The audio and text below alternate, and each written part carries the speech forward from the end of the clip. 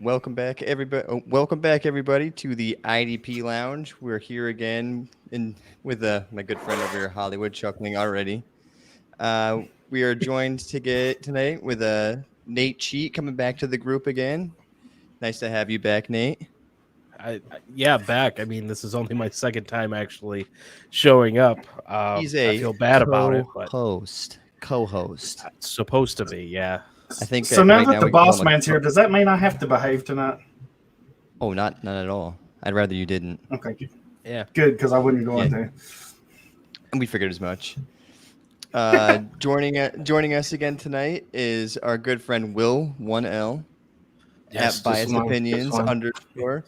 He's actually our first return guest on the IDP Lounge. We liked him so much last week. We said, might as well bring him back.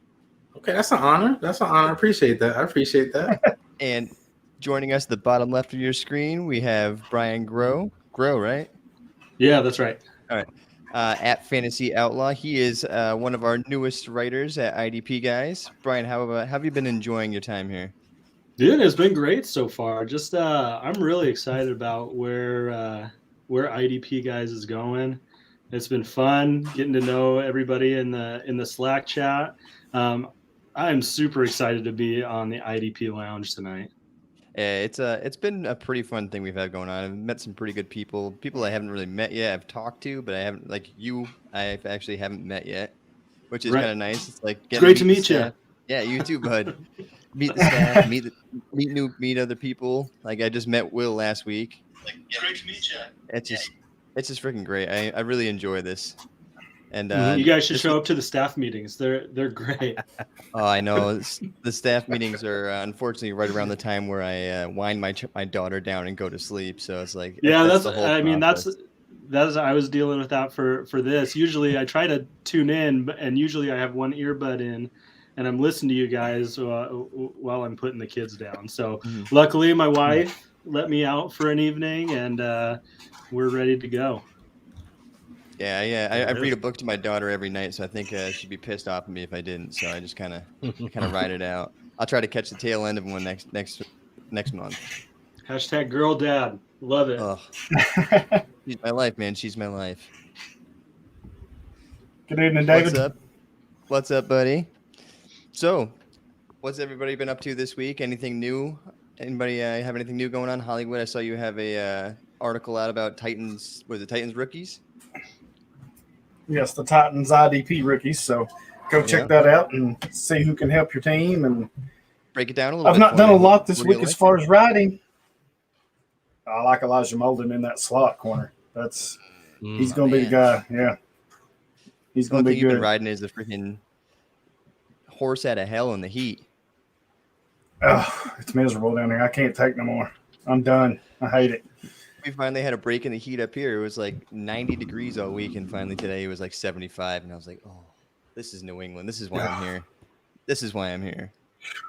You lucky dogs. The heat ain't so bad, but it's that damn humidity. I can't stand it, man. It's so thick down here you can't even breathe.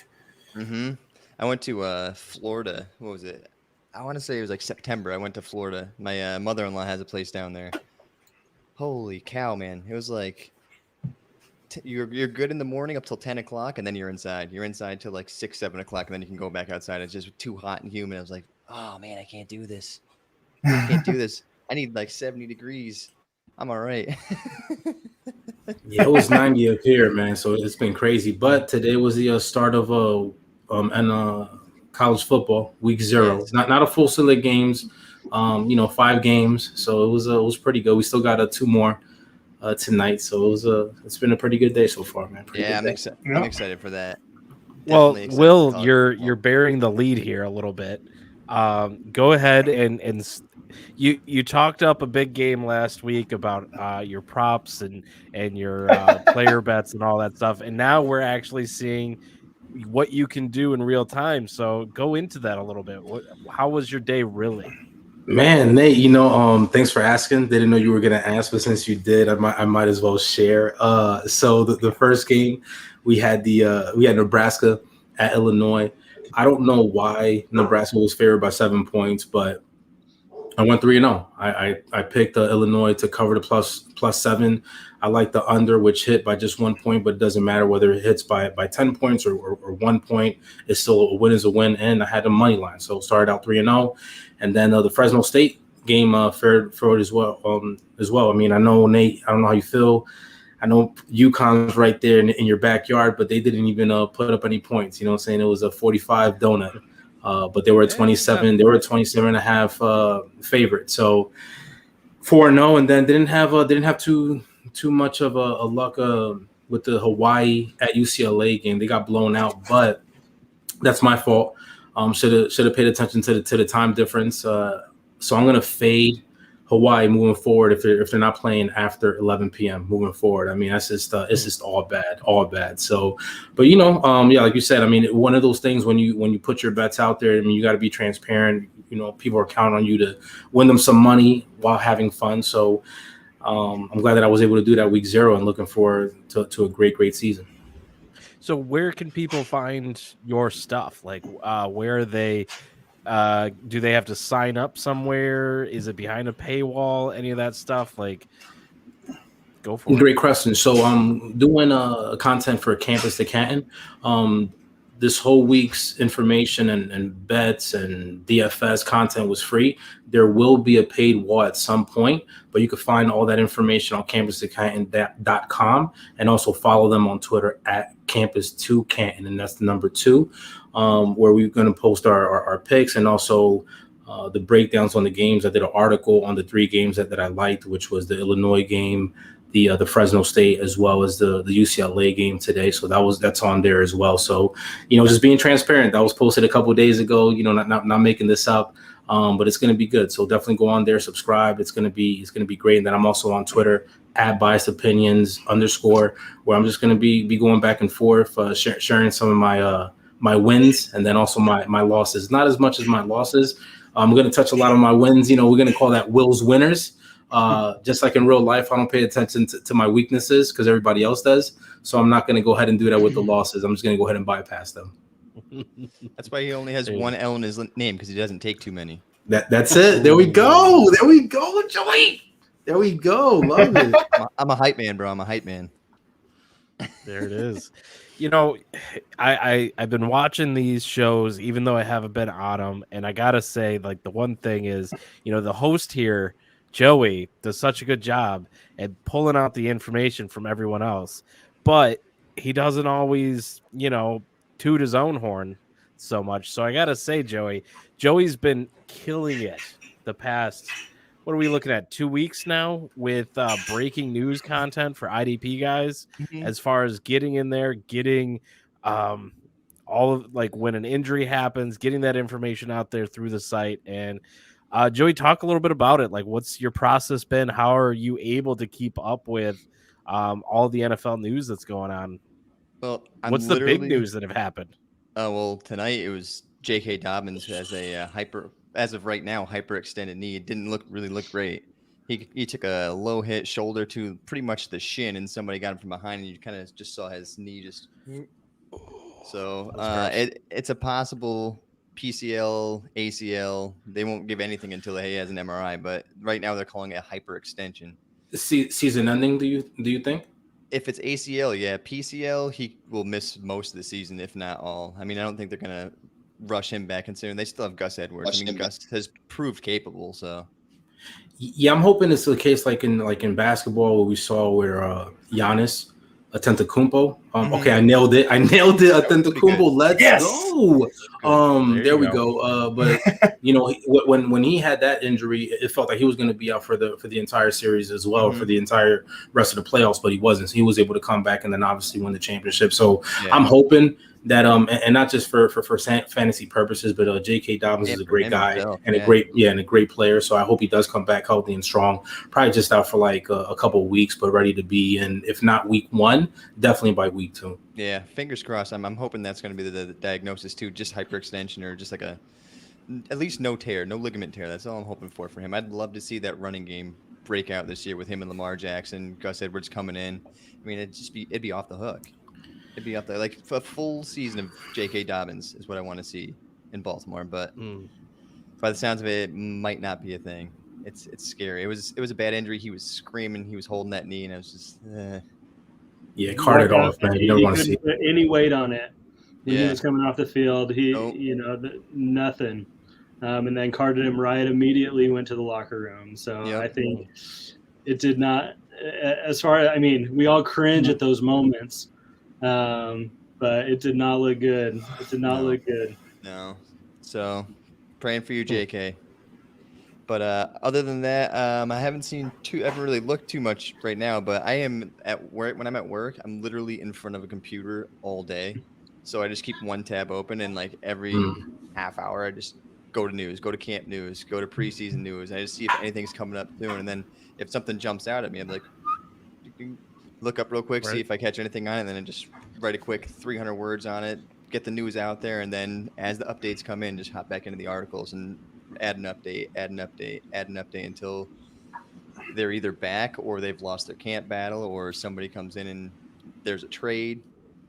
Joe Schobert trade was the one got him pretty good. That was kind of mind blowing for IDP purposes. I actually didn't see him being traded, but I honestly don't mind the trade at all. Joe Schobert in Pittsburgh is actually a good landing spot for him as long as he ends up being the guy instead of Devin Bush. But other than that, this week I dropped my top 25 redraft linebackers, top 20 defensive backs, and top 20 defensive linemen. So, and I just wrote a Debbie article today. So yeah, I've been writing like a madman the past few weeks. So nice, man. Real quick, any New York Football Giants on any of those lists? Blake Martinez is my number 4. My number 4 linebacker. Jabril Peppers is my number. I want to say he was 8 or 9 in my defensive backs. Leonard Williams is actually my number 15 defensive end. So nice. Other than that, I think that's it. I like it. But I do love Azeez Ojulari too. I've been big on him ever since college. So I can't wait to see him play this year. Nice. So real quick, I just finished up this draft. It was like 85 rounds. It was going for 7 weeks. I'm not even making this up. It was 85 rounds. It was going on for 7 weeks. Again, I've been doing fantasy football since 2006. This is my first year doing IDP. I'm in 13 leagues now. And at every single defensive position, I have a New York Giants on there. So I'm very proud of myself. I don't want to say I'm a homer because I do see us finishing in the top 5 defensively, especially with Joe Judge back there. And then, obviously, like I talked about it last week, my man Danny Dimes got to keep up with the defense and help them out a little bit. But I think we're going to have a good year. So looking forward to all those players doing well. Yeah, definitely. I mean, they have a good player at every position. I mean, even at defensive tackle, I mean, Dexter Lawrence is a good defensive tackle, and I think he's even going to get better this year. He's still young. So Dexter Lawrence is good. You have Leonard Williams playing defensive end. Azeez Ojulari is playing outside linebacker. He might still be considered edge depending what designation he gets. I'm actually excited to see Lorenzo Carter coming back. I'd like to see if he can because he was actually coming on pretty strong before he tear his Achilles at the beginning of last year. Yes, that was a big blow, man. Big blow. I mean, both on the offensive and defensive side, we got hit hard, man. And then, as Saquon week 2 going down in Chicago, it was just all bad. But still, like even with Carter leaving, that defense was still incredibly strong last year. So, I mean, you didn't really add much to your linebacker room, but Tay Crowder was good. He played well last year. You did bring in Todd Davis. He's a veteran. I mean, he's a good run stopper, if anything. He doesn't really give you anything anywhere else, but if you need him to play 2 downs, he can play 2 downs. Your safeties, you have McKinney, Julian Love, and you have Jabril Peppers, who can kind of play that hybrid role, play up. He can play up. Your corners are surprisingly good, actually. I didn't think your defense. Bradbury, don't even throw to that. Don't even throw to that side. Don't even throw to that side. I love James Bradbury, but the rest, like Darnay Holmes, I think 4th round pick at UCLA. He was okay. I thought he was going to be all right, but he actually played very well last year. So I mean, that defense is very strong, and it only got better this year. Yes, sir. I cannot wait till week 1. I cannot wait. Let's go. And Teddy Bridgewater got announced as a starter. Listen, because Drew Lock scares me more. than Bridgewater. Obviously, I just think that Bridgewater is more so as a manager ever since he got injured when he was with the Vikings. So I'm not scared of him at all. And I think the spread right now is a +1.5, which is very, very disrespectful to my New York Football Giants. But it's fine. We'll take that and we'll cash out. I'm not even gonna worry about it. Listen, what you should worry about is Danielle Hunter coming after him because he might be healthy this year. And if your O-line is not good at all, he's gonna be coming after Danny Dimes all night. Yeah, we got to get rid of that quick. And then also, if any balls are thrown to Evan Ingram, please just catch it. If it hits both of your hands and all 10 of your fingers, please. Thank you. Please, please. I like the Bridgewater being the starter there only because I had him on a few teams from last year in my dynasty. So I was holding out hope that he would remain, I guess, valuable. I guess now's the time to start trading him away so that because he's probably going to lose that job like eventually. He's everybody's like 2-year starter at most. Yeah. He's a stopgap. He's a bridge QB. Bridgewater. Let's get it. No. All right, moving on. That was a good try, Joey. That was a good try, man. That's a good try. We're here for a couple more hours, so that was good. You still got time. Zone it in. But hey, so we got to talk a little bit here with Brian. First time on the show, new writer. Tell everyone what are you producing? What's your content? What are your articles? And I honestly don't know what team you like. Yeah, I try to keep it a little bit close to the vest. I don't want to come off as a homer like Will does. Let me just duck as these shots are being fired. Let me just duck. Or Hollywood up here with he's just plastered head to toe with Titans gear up there. No, yeah, Hollywood. Did you leave anything else for anybody in Tennessee? Any other apparel for them, or what's going on? I'm trying not to. Okay. I think he's in the shop right now. He's broadcasting from Titans team store right now. I am a division rival of Hollywood's actually. Please let this be who I think it might be. Oh, it's the Colts. Ever since Peyton and Edrin and Reggie Wayne and Marvin Harrison, Bob Sanders, all those guys got me really into the game of football. And that's Bob right, Sanders Sean. was a beast. Everybody on that offense was nasty, but Bob Sanders was a beast at 5'8". Dude was a tank. Oh my God. That dude, that dude should be in the Hall of Fame easily. Yes. That dude right there was, like you said, he was at 5'8", nasty. He's literally in the Hall of Fame. He's in the Twitter Hall of Fame because every time Colts are brought up, somebody brings up Bob Sanders because he is a fan favorite. Everybody. I actually know a guy who is Bob Sanders' roommate in college. They played at Iowa together, and okay. He's like, I was like, so how was it with Bob? He's like, he didn't really talk too much. He's like, he just kind of kept to himself, and every now and then he'd say, "What's up" to me. Silent killer. An interview with that guy. Yep. I did an interview with him. Yeah, he was a good dude. He was actually he wasn't their star running back, but he was their second string running back, and then was supposed to the next year break out, and then he was going to be the starter. Tore his ACL.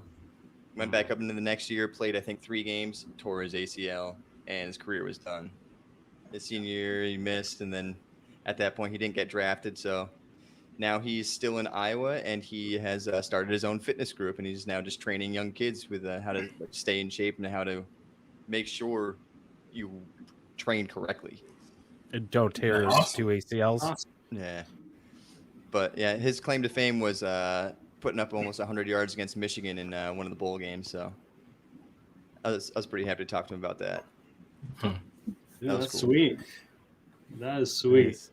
No, but I'm excited about the Colts this year. I mean, I'm excited about their defense. We're in the IDP Lounge. I like the center of that defense. Buckner, Leonard. I like Okereke a lot this year. I think he could have a breakout year. Kari Willis, Julian Blackman. This is why we talked about Willis the other day. We had a little chat. You gotta love Quiddy Pay though up there. I do. So, oh man. He's going to be play last good. night. So I'm a big fan.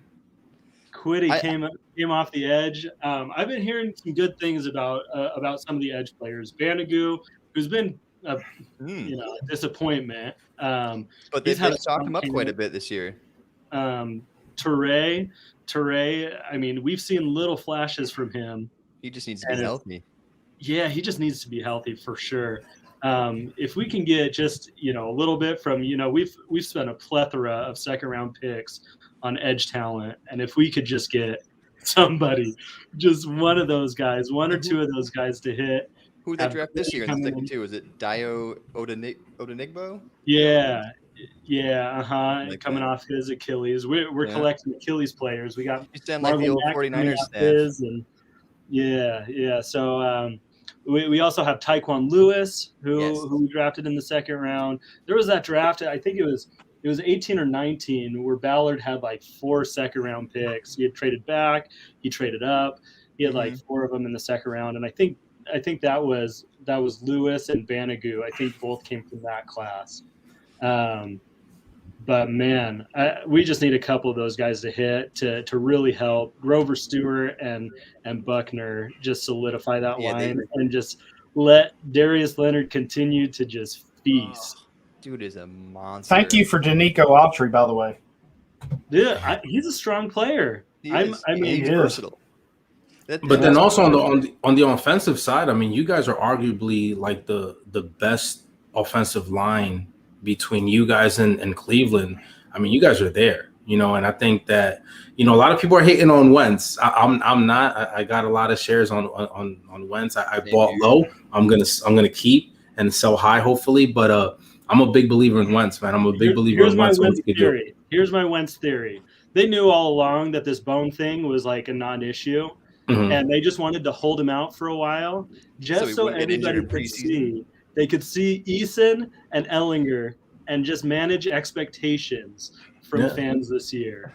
And see, this is what you could have. You could have one of these guys throwing the ball around. But I'm with you. I think Wentz really needed to change the scenery from Philly. And I mean, it's been talked about ad nauseum, so we don't need to belabor that. But I think he's got find his old coach. Yeah, right. I think it's as fresh of air as he's had in a long time, and I think there's a chance that we could see him. Maybe not get back. That was actually my first article for IDP Guys, was a Carson Wentz article, and just talking range of outcomes for him. And I think he could be back end QB1 in fantasy. We may not ever see him get top 5 like he was in that almost MVP season before he got hurt. But man, I think he's still a talented player. Yeah, no, I definitely. I think if you consider what he had in Philly these past few years, sure, he had a lot of turnovers, but he also battled some injuries. He also had a crap offensive line, and he had 0 offensive targets. Like, he had a good tight end. That was it.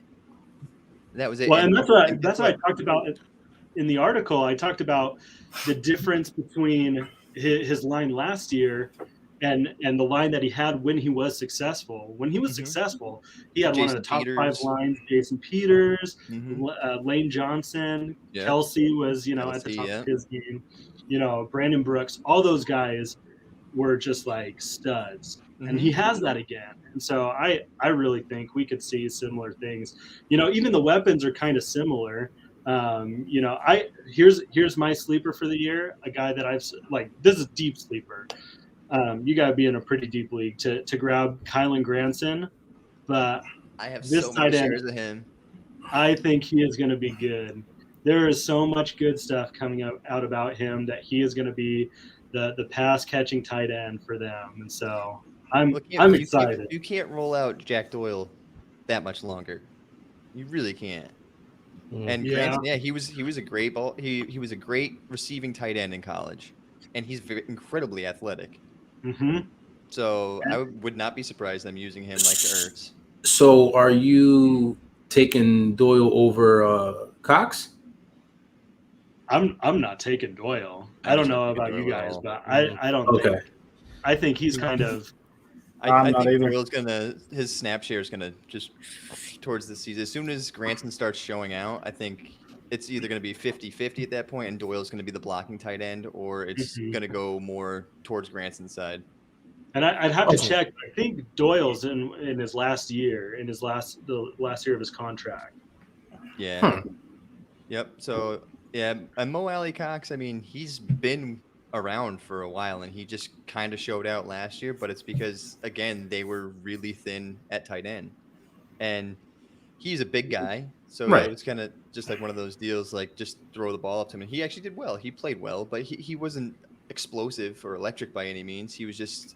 So are you moving him down to the third spot? I am. Wow.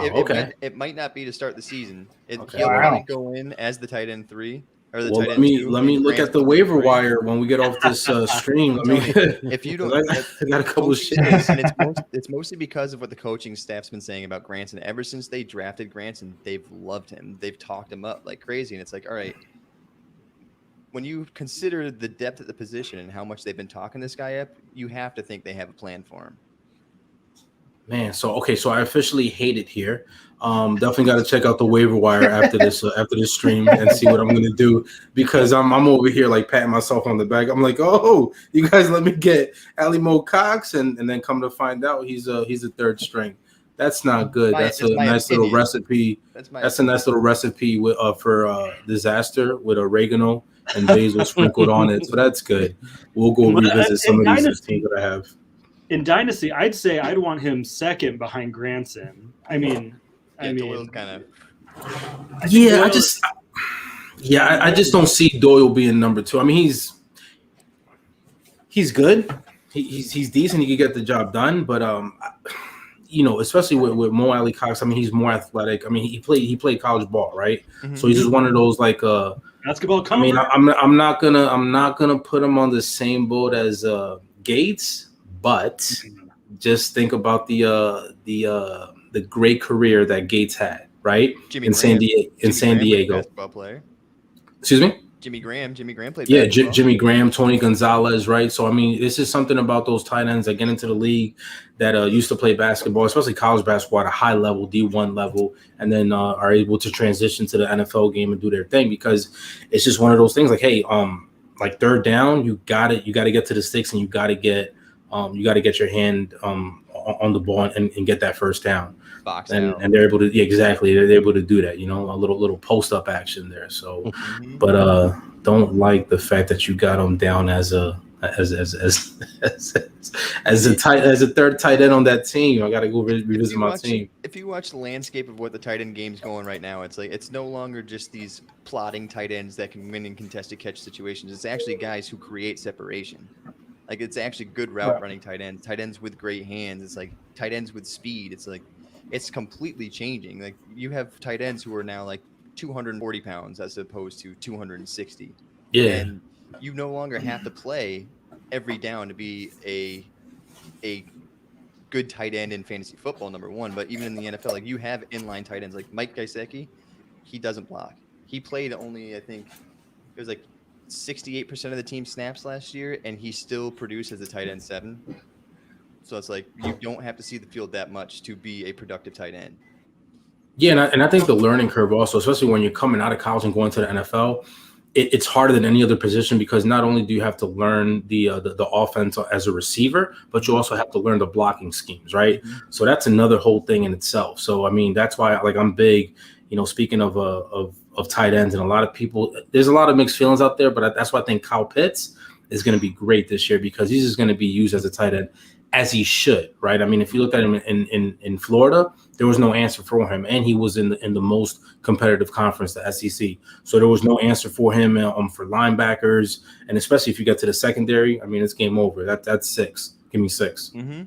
Yeah. So do you see him, Will? Do you see him just hitting the ground running? Because I know that's the big debate is this year people have him in that either the first tier or that second tier, right at the top of that second tier. Do you just see absolutely. So if you look at the departure of Julio Jones, and then you look at Hayden Hurst, I mean, he's already there, right? So Hayden Hurst has been there. He could be the blocking tight end and just go ahead and be complimentary to the Calvin Ridley. do your thing. So I think he's going to get not only a lot of targets, but a lot of receptions. I mean, are you taking notes over here, fantasy? Are you taking notes down here? You know what I'm saying? I have drafted a lot of Kyle Pitts, and okay.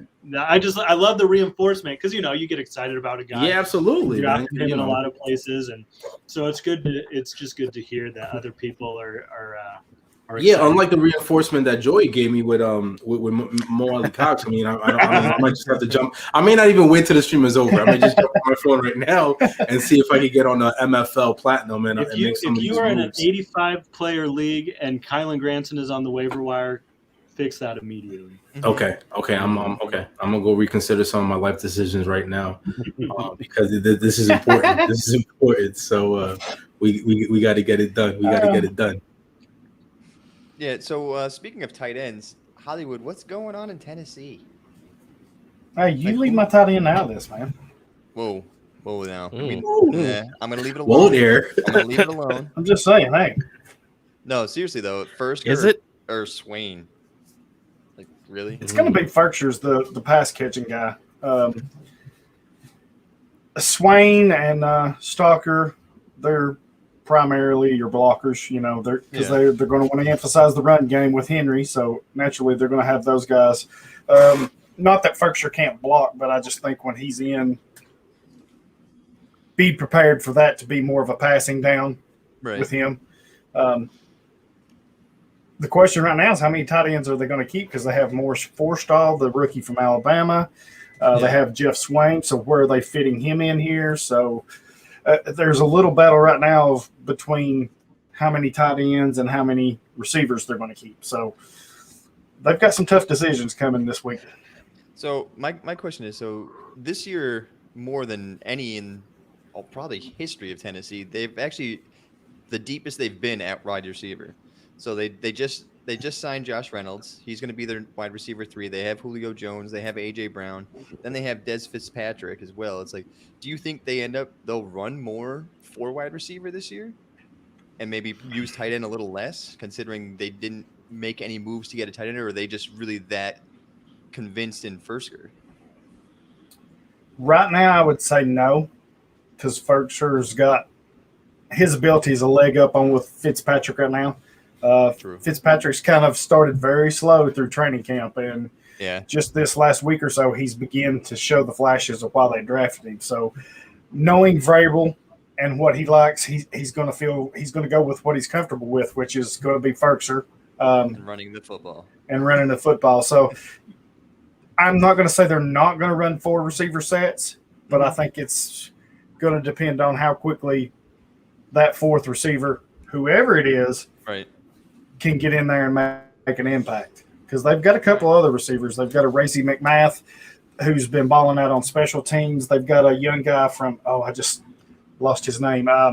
He's a small college guy, and he's actually leading the team in preseason and receiving. So he's from Berry College. I can't think of his name right off. But so there's some spots there. It just depends. I think it's going to be, the 2 receivers tight end set with Henry and then whoever else, but it could change. Pretty much, it's just that running offense, and then worry about Julio and AJ Brown. Yeah, I personally I'm sorry, I personally would stay away from any tight end. It's just there's not going to be a lot of. The game is only so long, right? It's only 60 minutes, so it's just there's not going to be a lot of targets to go around down there in Tennessee, which is not a bad thing. What I'm saying is that you're going to have AJ Brown obviously doing this thing. Obviously we know he has an issue with the knee.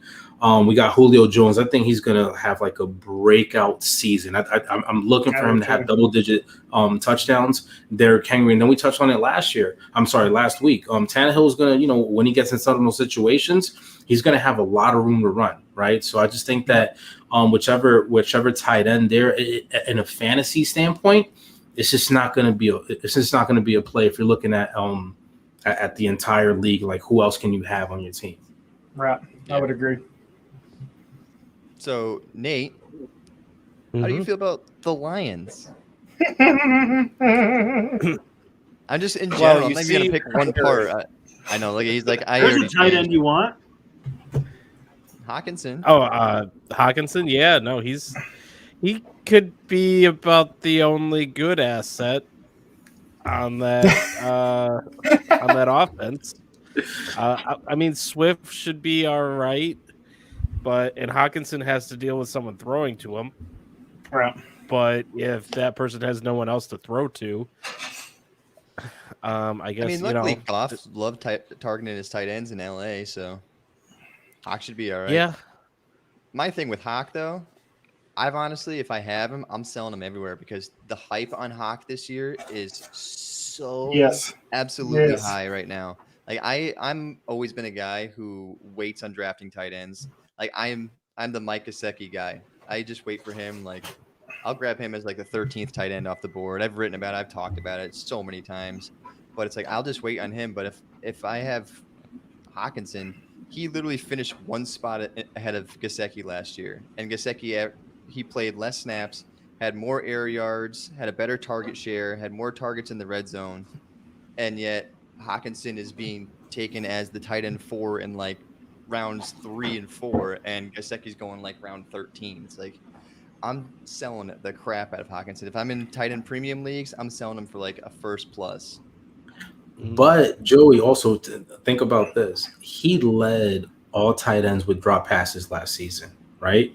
So with the addition of Goff, and he still finished like as like in what was it, top 5? Tight ends? 6. It was either the 5 or 6. Okay. So just think about that. Are we going to bank on him leading all tight ends in drops this season? I don't think so, right? Like I really don't think so. So I think he's gonna improve from last year and do his thing. But there's gonna, like I said, I mean, you got some other tight ends that are also gonna step up their game. So I just think that it could go either way. I like your side of it, but then again, like if I'm looking at the team, right, and I'm looking like, okay, like by default, Hawkinson is going to be that go-to guy because, like Nate said, Swift is okay. I mean, right? I'm not going to write anybody a letter, or I'm not going to write my pen pal a letter on Swift, but Hawkinson's going to get those touches. Galladay's out of there. Marvin Jones is out of there. For the life of me, I can't tell you who a receiver on that team is. So I just like that connection with Goff and Brown. So here's the sun here's god. my problem Come with on. that though. Like everybody says, everybody breaks it down as who else are they going to throw to? Hawkinson's guy. Obviously, yeah, Hawkinson's your number one option, but at the same time, now you have somebody to lock in on because you no longer fear anybody else receiving on that team. So I'm doubling Hawkinson all over the field. I don't care. I'm going to put my best cover linebacker on him. I'm going to bring in a safety. I'm going to cover him. I mean, but that's the problem, though. I mean, you have some of those guys, and especially tight ends. There's not a lot of linebackers that even if you put your best tight end, right? Your best linebacker on Hawkinson, there's not going to be a lot of linebackers that could keep up with him. Right. No, I agree with that. That's why I'm saying you bring safety help in too. Okay. Because I mean, that's a guy you can double. You don't with the Lions. You don't have to worry about safety help over the top because you have Tyrell Williams and who else? I'm on Ron St. Brown. Well, so it's Tyrell Williams, Rashad Perriman as the 1 and the 2 right now. Mm-hmm. If you really want to get into players that have any sort of value, you're looking at Quintus Cephas, Amon St. Brown, but these guys don't have necessarily value going into the season, or it's kind of like guys that you're picking up off the waiver wire that are gonna be good. Look good this year, and then you want them for next year, because you're getting to the point, Joey, of why I'm wearing a Browns jersey. Yeah, all they have to do is double team Hawkinson, and we go 3 and out, and then we're on defense. Right. So and that's my point of selling Hawkinson. Like his hype is so huge. He's their best player outside of Swift, I think. And if you can use him to get up a tier, get somebody like Kyle Pitts is probably untouchable. Mm-hmm. But if you could get like a George Kittle, who people are a little worried about coming off an injury, if you could use Hawkinson and then another piece, a 2nd-round draft pick, and jump a tier, I mean, I see what you're selling. I see what you're selling there, Joey. Yep. So Nate, are you saying that you may be switching over to becoming a Browns fan? Am I hearing that correctly? Browns are my AFC team, but I Okay. always love me some Myles Garrett. And after being at the Expo, being in Browns country, Absolutely. I had to pick up his jersey and just really kind of commemorate that. Just want to make sure, because I just wanted to say, like, hey, like, as you're jumping on that bandwagon, I just hope you don't sprain an ankle. You know, I want you to make it safe over there. But if that's the AFC team, that's all good. I just want to make sure that we're putting everything out there. Okay, you know, because that's like me jumping ship. Like, hey, I'm a New York Giants fan, but hey, the Jets play in the same stadium. let me take a little gander over here. So I just want to make sure that we're being consistent here. I want to make sure I know what's going on, Nate. No, we want to know. Totally I have a friend like that. He has a team. One of my best friends. He has a team in every coast, and I'm like, okay, like, who are you rooting for this weekend? This is ridiculous. You can't root for 5 teams in college. That is ridiculous. He's a football fan. Yeah, exactly. That. See, now what I would say is I'm overall an NFL fan. Like the Lions, I live and die by. They're the ones that give me the heart attack. They're the ones that I get up in the morning to watch. Like super excited for. But and then the Lions suck. Yeah. Well, no, I believe you, because if you're a Lions fan, like you're definitely a football fan. I mean, because there's a lot of other great choices that you could have made. And you chose the Lions. You chose the Lions, and so it's it's fine. Yeah, no, it very much is true. Most of my family is out of Detroit, and they're all Packer fans. So okay. They made that choice. I didn't. So story time. How did that happen? That like my grandfather, my uncle are Packers fans. Got it. Because outside of one player in the 90s, Barry Sanders, the Lions have been trash since. So my grandfather was actually at the championship in 52, 53. Awesome. That is sweet. And I have awesome. I have film from that season in my closet that I found in their attic. It was just like highlight film. Okay. And it's so old. Awesome. I wanted to get it like digitized, and they said that it'd have to be restored by a professional like art restorer, which was like $600 or $800 to even be able to get it to a point to digitize it. But it's all like old reel-to-reel 30. I don't know what millimeter is, like 8mm film, something like that.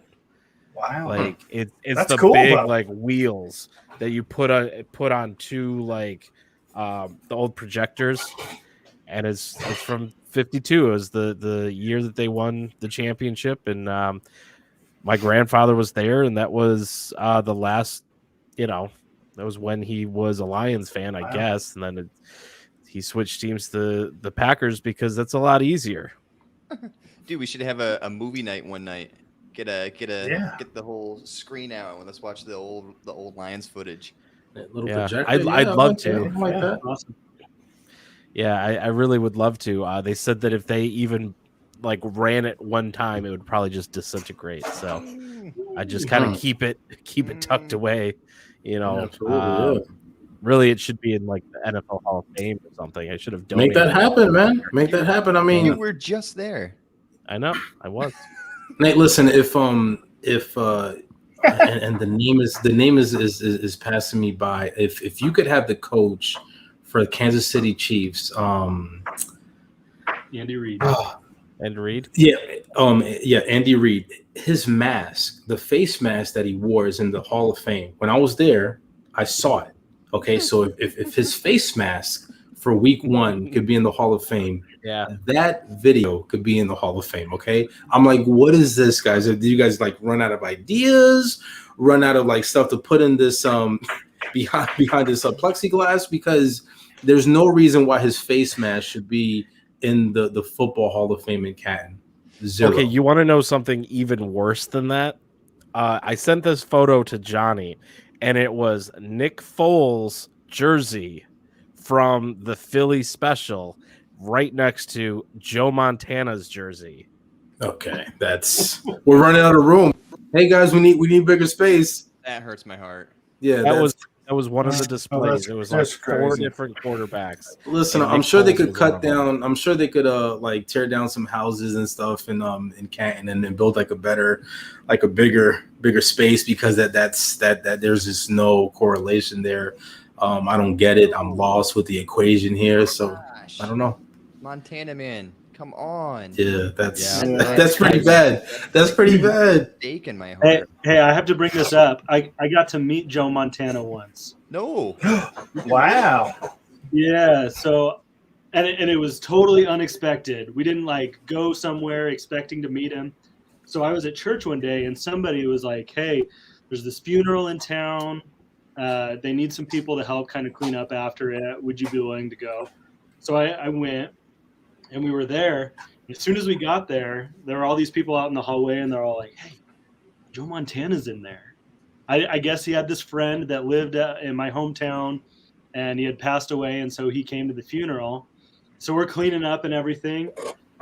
And then I see him and I walk over with my buddy. The two of us walk over and shake his hand. And my hand is just enveloped in his.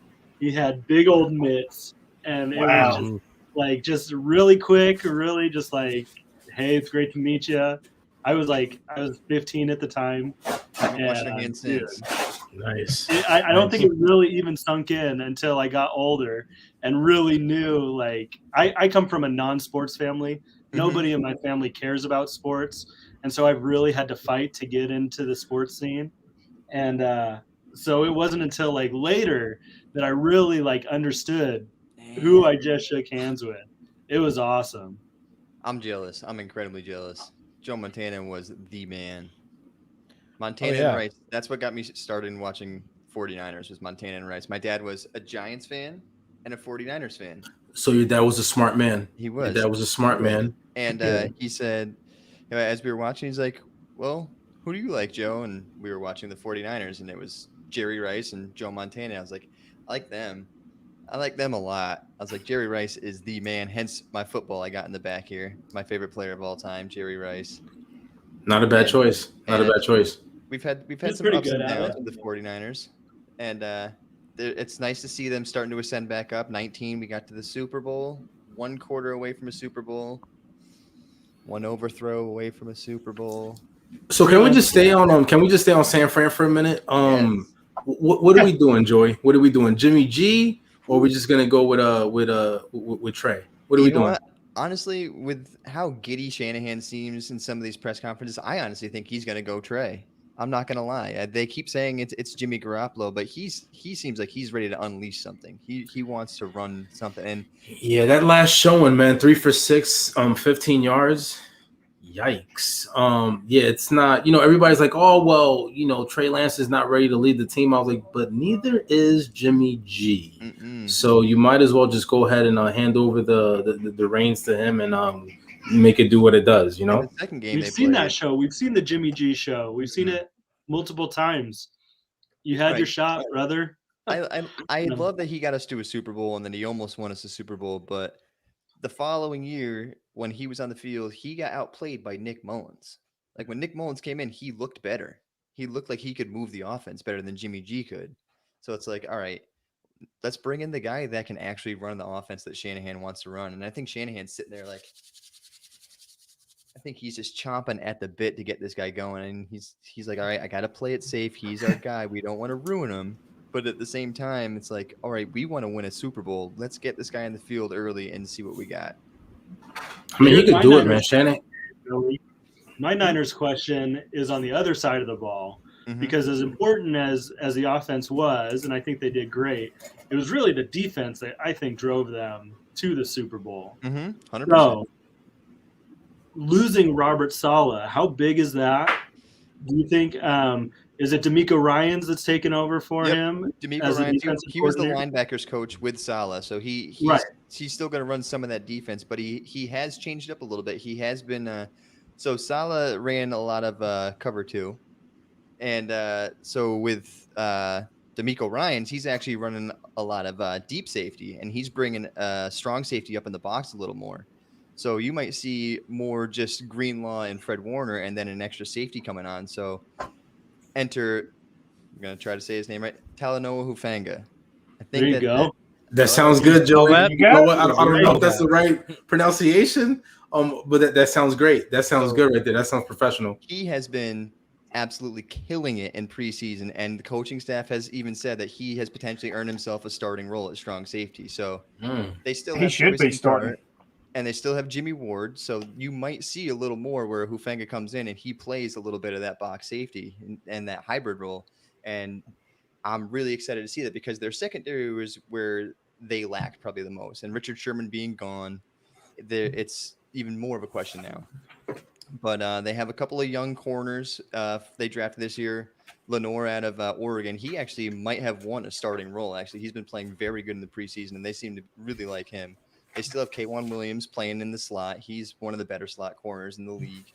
They have Emmanuel Mosley playing on the other side. He's not bad, but he got benched last year.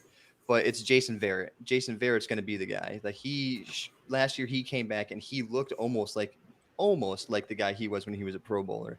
He didn't give up anything after the catch. He was a sound tackler. He was playing great coverage. So if Verrett can stay healthy again for another season, and then you can have that secondary play slightly better, maybe switch up the defense a little bit, I'm excited to see it. D Ford's back. They weren't even sure if he was going to play this year, and all of a sudden they're saying he looks healthy. So he's ready for week 1. So now you have D Ford, Bosa back. Eric Armstead can now slide inside when he has to, when D Ford comes on during passing downs. And then you have Kinlaw in his second year. That defensive line could be just as good as it was in 19. Sorry, not just as good. You can't replace DeForest Buckner that easily. It can have potential to be as good, but it's not going to be just as good. But, I mean, that defensive line was what got them there. That rush with D Ford, Nick Bosa, Eric Armstead, and then Buckner. So if Kinlaw can take that step and he can have even like 75% of what Buckner did, then that team will be successful. Listen, and that's one of the things that you want to hear when you're talking about defense. No yak, that's perfect. Mm-hmm. No yak, that's great. That's what you're looking for. And I'm trying to remember who it was. There was somebody that the Niners were playing. They had a joint practice, and there was another guy from USC. I can't remember who it was. I was just reading it. But he went up to the 49ers coaches, and he had played with Hufanga when they were in college together, and he said, I just want you guys to know you guys have the best player I've ever played with on defense on your team right now. And it was like, all right, that's a vote of confidence for a 6th rounder. I mean, you get the Pac-12 Defensive Player of the Year in the 6th round. Right. Yeah, there's no way he should have fell that far. They were worried about his athleticism. Yep. Sometimes you just got to look at it if a guy can play. I mean, the guy can play. He can play. Yeah, the athleticism is only a problem when it is a problem, you know? Right. Like, if on the field you can tell, like, oh, this guy's he's in the right spot, but he's just not athletic enough to be there. But so many of these guys are just have the mental ability to get in the spot, and even though they may not be as fast, they make that decision so quick that they're there. Mm-hmm. And that's what you really got to watch. So, and I love when I'm watching football. That's what you really have to watch for. And that's why sometimes when I get too much in the weeds with 40 times and 3 cones and all that stuff, that I'll do something like that to a guy and be like, dang, I just wish he was more athletic. But if you just kind of trust what you see, what you're watching, you're like, this guy's in the right spot. He's there. He's got it. We don't got to worry about that so much. Right. It's nice. nice. It brings value, and I love that. I love value. Yep. Yeah. It's nice when you can see the football IQ, like when you can see a guy, he can diagnose a play before it happens. He's in the right spot every single time, and he's just one of those guys. So excuse me. I'm really actually excited for the defense to see them healthy again and to see what they're going to do this year, because we'd eat it. The NFC West is a pretty powerful offensive group. So. Ooh, that's probably, the best division in football right now. I mean, honestly, it has been That's for a what I while know now. That's true. Don't you talk to me about that NFC East. Okay, Joey. First of all, let's just simmer down. I was just looking at it as a whole, right? As a whole, I don't want to talk about the NFC East. I mean, we're over here competing to see who's going to have the worst record and going into week 17. So trust me, I wasn't going to bring them up, but yeah, I was just thinking. I was thinking about all the other teams, but you may have it. You may have it. So yeah, I'll give it to you guys. Yeah, I'll give it to you guys. Yeah. So I kind of talking about the best and the worst. I do want to kind of switch gears a little bit because I mean Hollywood just left, so this is kind of the perfect time to talk about it. But Hollywood and Brian here are the only ones still drafting. Their division are the only ones still drafting in the IDP Invitational. Man. What round are you guys? How is that going? Let's switch gears into the charity league for IDP guys. Sorry, Will, I know you're not in it. We are definitely going to get you in next year. I'll get you the information how to make sure you get into that. But Nate, we finished drafting like a week and a half ago, right? we were the first ones. Yeah. We were the first. Did I just miss it, or I didn't? I just didn't make the cut. Like, which one is it? Make me feel good. Well, you know, you gotta. It's like Scott Fishbowl. You gotta apply to get in. So okay, okay. You Just gotta sign up. gotta sign up. Well, you gotta sign up and then be chosen. Because we definitely get more people than we have spots for. So we'll put you at that. You know, it just we didn't know you at the time, so We'll give you a shot. That's fine. Next year. There's always the best ball extravaganza. You can always get in on that. Okay. Hey, information at the bottom of the screen. We've There been we go. sending all of the the links out there on Twitter. Get in the best ball extravaganza. We are giving somebody who wins this $1,000 mystery box full of NFL signed merchandise. Wowzers! I love it. Yes. Okay. So good. Some of the things that have come out of this are Myles Garrett signed helmets, Joe Montana signed jerseys, Darius Leonard signed helmets. Wow. It'll be jam packed, full of If I get a stuff. Montana jersey, I'm gonna cry. Dude, I could raffle off a high five from a hand that shook Joe Montana's. We could do There something. There you go. Do something like that. But yeah. So Yeah, definitely we're- get involved with the best ball. But tell us a little bit about your division. What's going on? Let's hang up. Well, we do have a really wide array of drafters. We're in every time zone, from Ireland to Pacific. So I think that has thrown us off a little bit. We're at the round 28, 29 turn right now, Oh, it's just waiting so on close. some guys. And So close. we're so close. I could taste it. Yeah. I feel like because we're kind of in this area in the preseason where there's going to be all these cuts and all these changes, I feel like there's some people that are kind of milking that clock just to see if they can get the breaking news and then draft Sony Michel. Right. So Right. I feel like we're in that. I feel like, and we'll see if it happens, but there's been a lot of Deshaun Watson chatter today. And he's what is available going on to our- Miami? They're saying Going to I Miami. heard Miami's the front runner. Yeah, that's what I'm seeing on the Twitter timeline. And so he's still available in our league. So I'm seeing if somebody's just waiting, trying to milk the clock to see if that news breaks and so they can draft him right away. Just grab him now, and if he doesn't, just pick somebody up off of waivers that you would have picked in the 29th.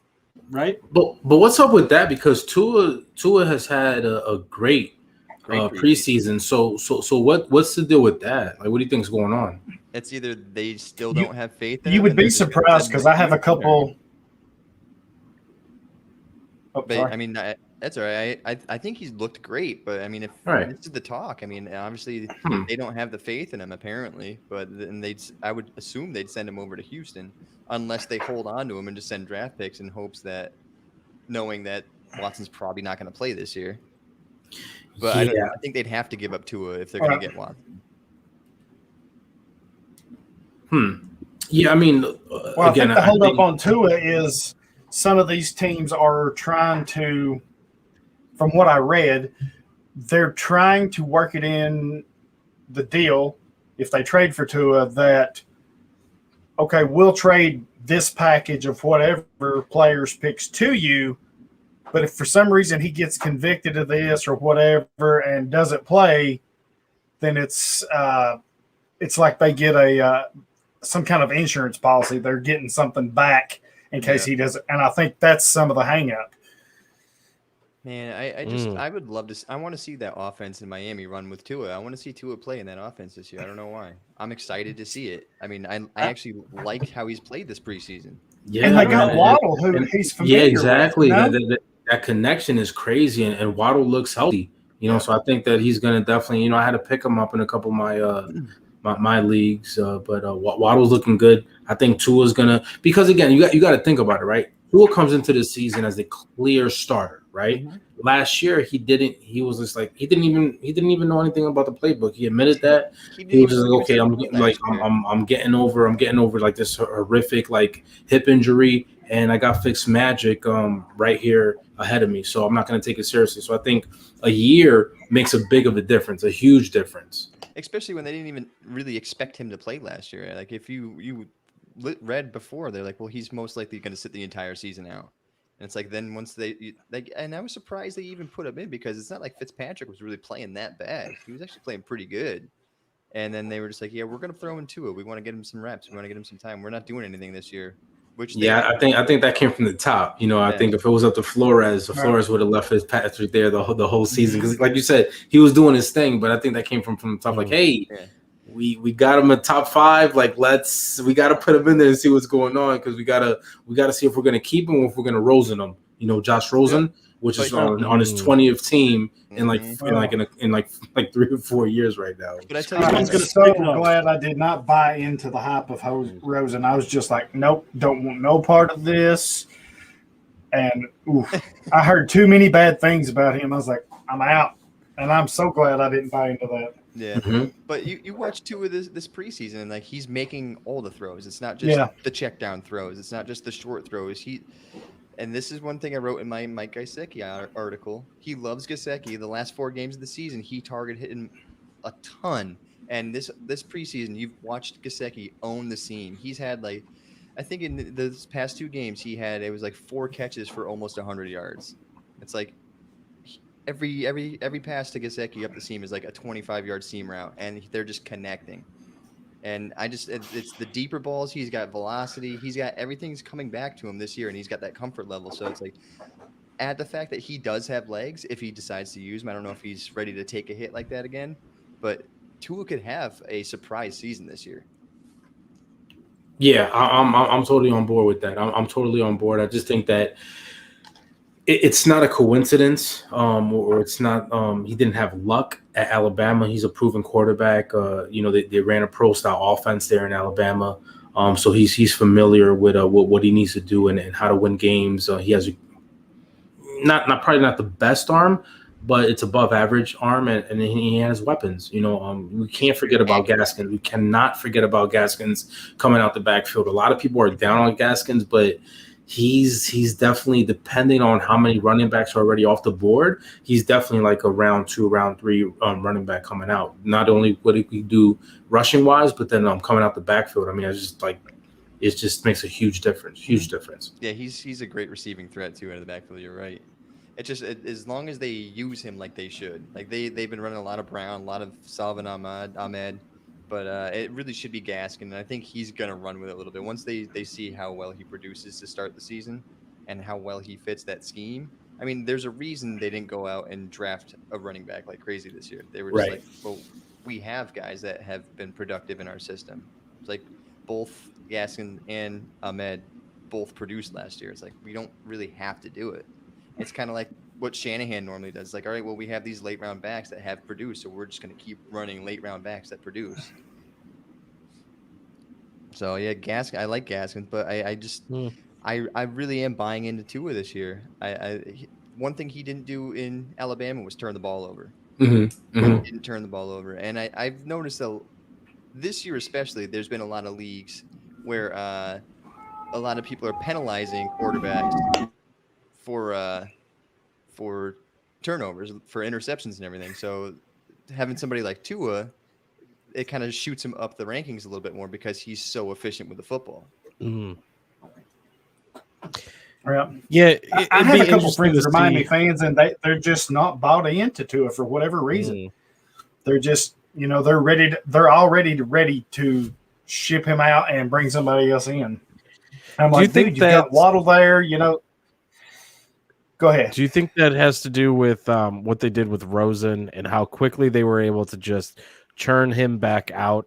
That somehow they've gotten like Miami fans and like the coaching staff is just into this idea of just let's just keep churning the wheel. And I mean, I guess if you're doing that, you've got to be picking in the top 5, to get a decent quarterback to even do that. But then it's like, are you just wasting these opportunities, wasting these people? See, I think a lot of it is fan speak.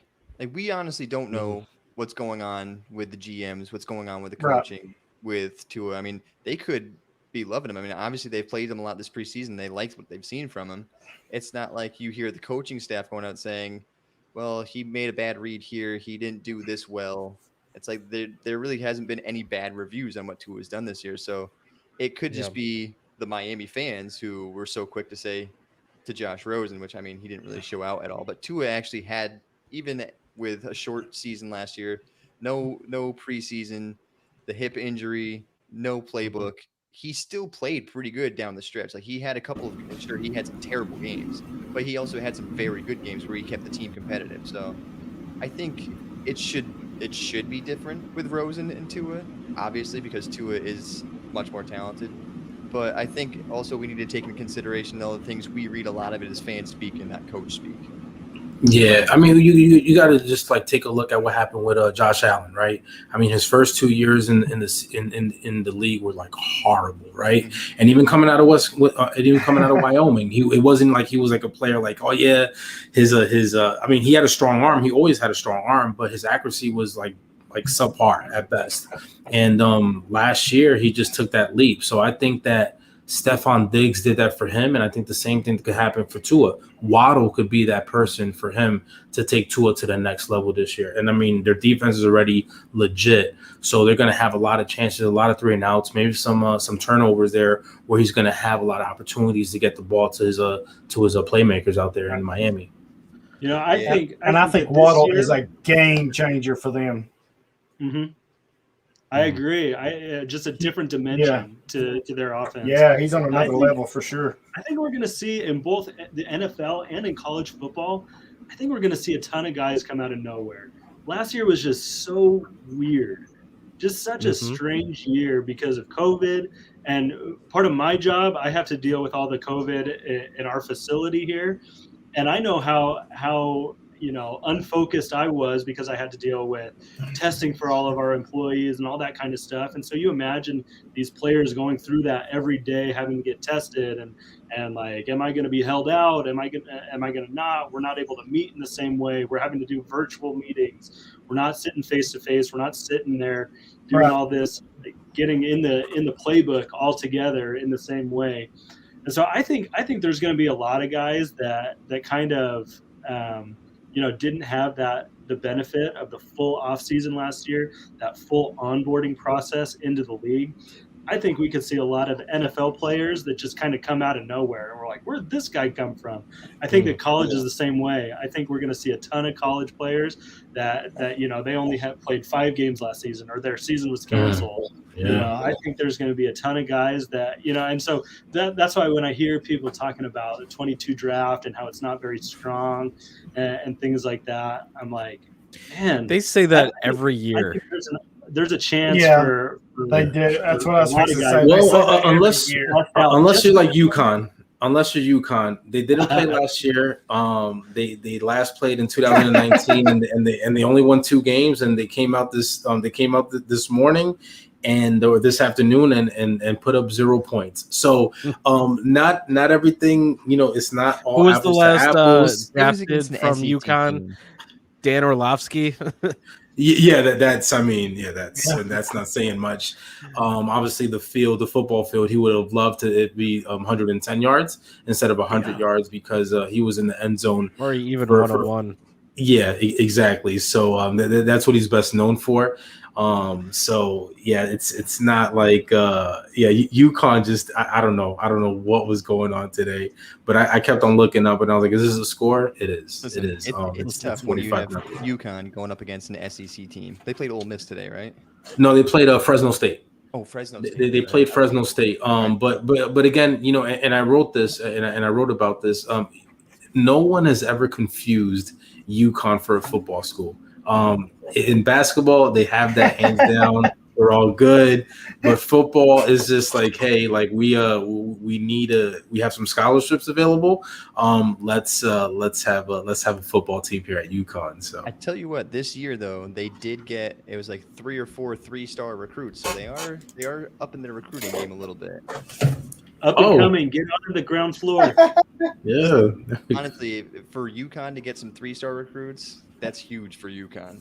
They're usually getting walk-ons and shit like that. So Absolutely. So I mean, 3-star recruits. I've gone to a ton of UConn games just because I'm from Connecticut, and my buddy they get free tickets all the time. We get free tickets at work, so I just go to the games. And is it free for everyone or just No. Do they? Oh, they actually charge. Okay.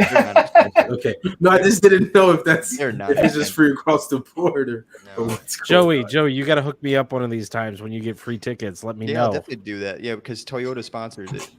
So awesome. There you go. So my boss will say, I got free tickets to this game, and we get like box seats and shit. Nice. Okay, and that's in East Hartford, isn't it? Rensselaer? Yep. Yeah. Well, I'm moving to where Joey's at. He's my new best friend. I've actually sent letters to the University of Connecticut trying to get them to get me to cover the team. I was like, come on, just let me get in there and trust me. You know, I know I could do it. And then I just haven't received anything back. So I just got to start going to games. I got to start going to practices and say, hi. Make it happen. Listen, if they're not replying to your emails, plan B. Let's just go to plan B. Just show up. See me. Show up with a camera and a Sir, and a we're gonna mic. have to ask you to leave. There you go. Well, now that I have your attention. Right. I'm here. So I got a question Mhm. because Joey, maybe I may have asked this already, but everybody on every show, IDP Nation, whatever, IDP Lounge, who is y'all's favorite to win Defensive Rookie of the Year?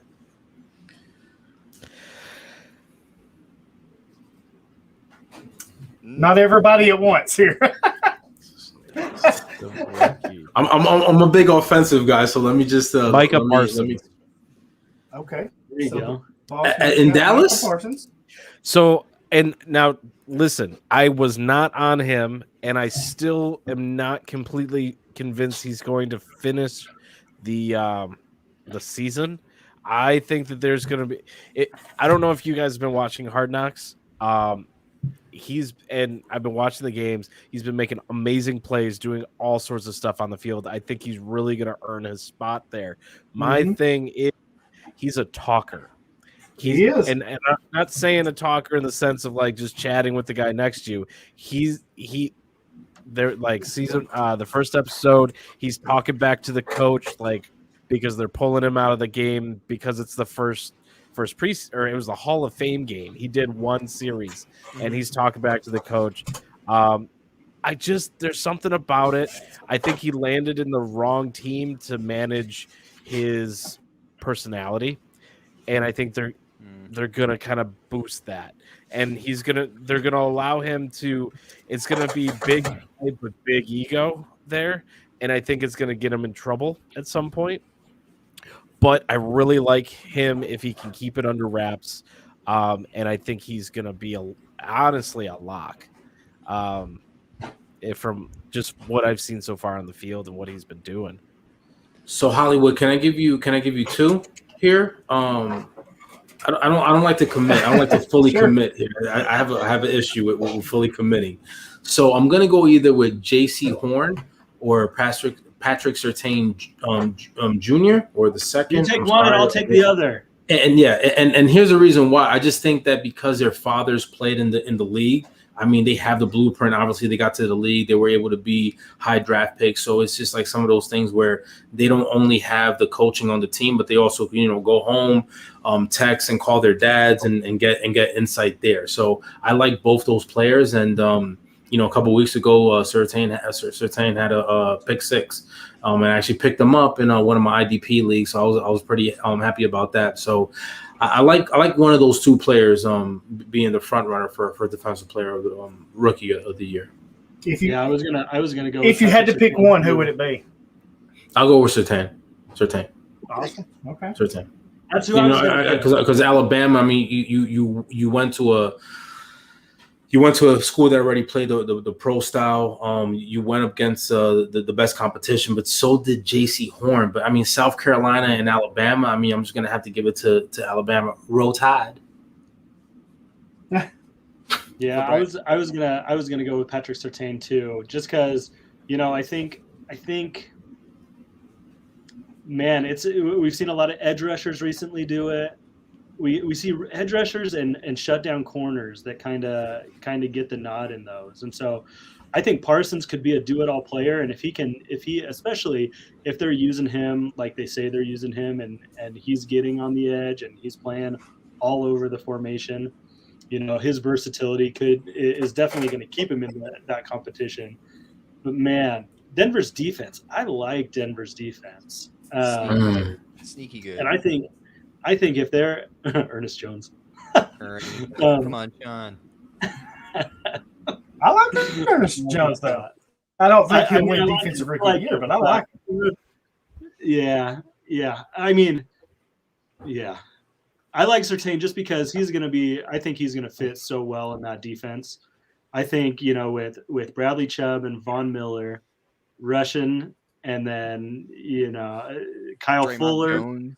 Justin Simmons, Simmons, all those guys in there. Yeah. I think he's just going to fit into that defense, and I think they are going to allow him to shine. And I think he is going to, from kind of Jump Street, be that like larger than life player. I would say it's Surtain for me. Yeah, and I like what Will said, and you agreed with it. The bloodline, if you will, Surtain almost reminds me in that aspect of Antoine Winfield from a year ago. I think Asante Samuel's another one. He's going to be just as good as his dad or maybe better. I love those picks. Joey, I don't know if you've told me, but who do you have? I have a couple as well. It all depends. So, Lord Joey, he's always got a couple of something. J.C. Horn is going to be a lockdown guy. He might actually even take over the CB1 position in Carolina. Right now, it's Dante Jackson. I would agree with that. He's good, but J.C. Horn his aggressive play style is that of a lockdown. He's going to throw guys off their routes. He's going to take players out of a game. So if he can become that lockdown guy, I think he's got that strength and aggressiveness that's going to win him that defensive player of the year. Watch out for Zaven Collins in Arizona because same deal with Micah Parsons. He's a very good edge rusher, and he's 260 pounds. So it's not like he's a small linebacker coming in at you. I think they're going to blitz a lot with him because they don't have to worry about a linebacker in coverage when they have Isaiah Simmons in coverage. So it's like now you have your outside linebackers. You have J.J. Watt coming off. You have Chandler Jones. You have Marcus Golden. And then you have Zaven Collins blitzing up the middle. Collins could become quite the playmaker and then tack on the fact that he's just an absolute animal around the ball. He's always around. He could be a volume tackle guy and a playmaker all in one. And my super dark horse, Jamian Sherwood with the Jets. If he wins the inside linebacker starting job next to Mosley, I mean, number one, who knows if Mosley can stay healthy? He looked pretty good so far this preseason, but if Sherwood can win, I mean, you could see a 100 tackle guy. I mean, Neville Hewitt had 130 tackles there last year, and now he's not even starting for another team. So it's like there's a potential for high volume right there. So if Sherwood gets that job and he runs with it, he could potentially win Defensive Player of the Year. Interesting. I like that, I've done this especially for the past few years. Oh, sorry. Go ahead. Hollywood, fill us in. Who do you have? I'm kind of torn. I really am. For me, I think the leader right now is going to be Zaven Collins. I think he's going to be everything. To say. Yeah. I think he's going to be what they wanted Isaiah Simmons to be. I think if you didn't sell Isaiah Simmons, I think you've missed your window. I know it's year 2 for him, but he's not been impressive. And, here it is. They brought in another rookie this year, and he's still, from what I can hear, just not impressing like he should be. So I think it's Collins. I do think Parsons is going to give him a dang run for his money. I think Parsons is the best rookie in this class. Yep. Surtain's definitely going to be up there. I could see that, but man, Collins, that size, you just don't see players that big that's that fast and that talented. And he's so freaking smart. He's so smart. Just I'd be surprised if he doesn't win it. Arizona is really good at replacing their first-round pick from the year before really quickly, huh? a little bit. I mean, I like Simmons, but I don't know. I wished I was maybe in that area. Sometimes, I'm in Tennessee. I don't know what goes on in Arizona. It's hard. You have to do what you can do. But I wished I was a little more tuned in to see and hear what the thought process on why he's not taking that step this year. So I personally think with Isaiah Simmons is Arizona brought him in and they expected him to be this guy who can literally do everything, play every position, and that puts a ton of pressure on a rookie. That puts a ton of pressure on him. So without a training camp. Right, exactly. Yeah. So now you have him coming in and you're expecting a leap out of him, finally having a single training camp under his belt, but you're still expecting him to fill literally like 4 positions on the field when he has to. It's like, well, we're going to put you here this time, so you need to understand your role here. We're going to put you here this snaps where you need to understand your role here. He literally needs to understand like 3 different positions on the defense. So, well, and go back to Hassan Reddick. When they drafted him, you remember he was kind of a later first round guy, and they took him pretty high, if I remember. After his Senior Bowl, he played really well, and everybody was excited about him. He had this versatility. And almost mirror copy players because both of them started their careers. Simmons at Clemson, Hassan Reddick at Temple. Both of them were safeties, transitioned to linebackers. Kind of that, as we said, jack of all trade type players. And I think in the NFL, you can be that, but I think you need to come in at one position and learn it first, get good at it, and then kind of come in. And I'll shut up because the goat's here right now. I'm not saying another word right now. Special guest here, Gary Davenport. We got to get Hollywood. You got to ask him who he thinks going to be the defensive player. I definitely am. But you go ahead and introduce him, let him talk for a minute, and then I'll hit him with the question. I don't even know if I can talk right now. I just spent 2.5 hours doing just a regular 16-round draft. But okay, in the defense of my fellow drafters, I had one guy drafted from the Seahawks game in Seattle. I had another guy drafted from the bar, which I don't know how long he'd been there. Had another guy. Hey, I like him already. Had another guy drafting from a wedding reception because I'm wondering. I'm like, why is it? Because normally 16 rounds, hour and a half, bam, bam, we're good. Yeah. Mm-hmm. We're like an hour and 15 minutes, 7 rounds in. And I'm like, what's going on? And then they all start telling me where they are, and I'm like, well, I can't blame you. I'm Gary. Right. You're tanked. Shit. Yeah. Well, in the IDP world, definitely a man that needs no introduction, but we will give him one because it is at IDP Sharks, Gary Davenport from Bleacher Report, from Fantasy Sharks, from MFL. As much as you want to talk about that, we're here. But yeah, man, the IDP got to meet Godfather himself. Yeah. I got to meet him I at the am so expo. giddy right now. I feel like a freaking 2-year-old just. Oh my goodness! I sat with him on the IDP panel, which was a packed house, by the way. Yeah, we sat around a little bit more than that. No, it's actually an honor to finally be able to talk with you, Gary, because I actually, when I first started writing, I started creating content like 4 years ago. read so much of your I think stuff. I can see now after the draft. I read so much of your work, and I actually try to learn writing from that. So thank you. Oh, that's very kind of you to say. I don't know how good I am at the IDP or the writing, but I mean, it's never not flattering to be called like the godfather of IDP or whatever, but there are people who were around. There are guys like John Norton and Gene Bramble that I cut my teeth on. So it's just, it's cyclical. It's just like the NFL, every 8-10 years, a new group comes along, and you guys are the stars of tomorrow. And I am an old man clinging to relevance. But we still appreciate the hell out of you. Yeah. I Yes, appreciate we do. you Absolutely. appreciating me. Yeah. Well, Hollywood's got a question he just asked all of us. Who is Okay. your defensive rookie of the year? Oh, that's actually Yes. a good question. I will say this. I've asked Probably. between the shows and podcasts, probably 30 or 40 people, and it's been a wide range right now. Right. It would be easiest, I think, for Parsons to win it if he gets the snaps that the Cowboys seem to be willing to give him, because he's playing for the Dallas Cowboys. So he's going to be on TV all the time.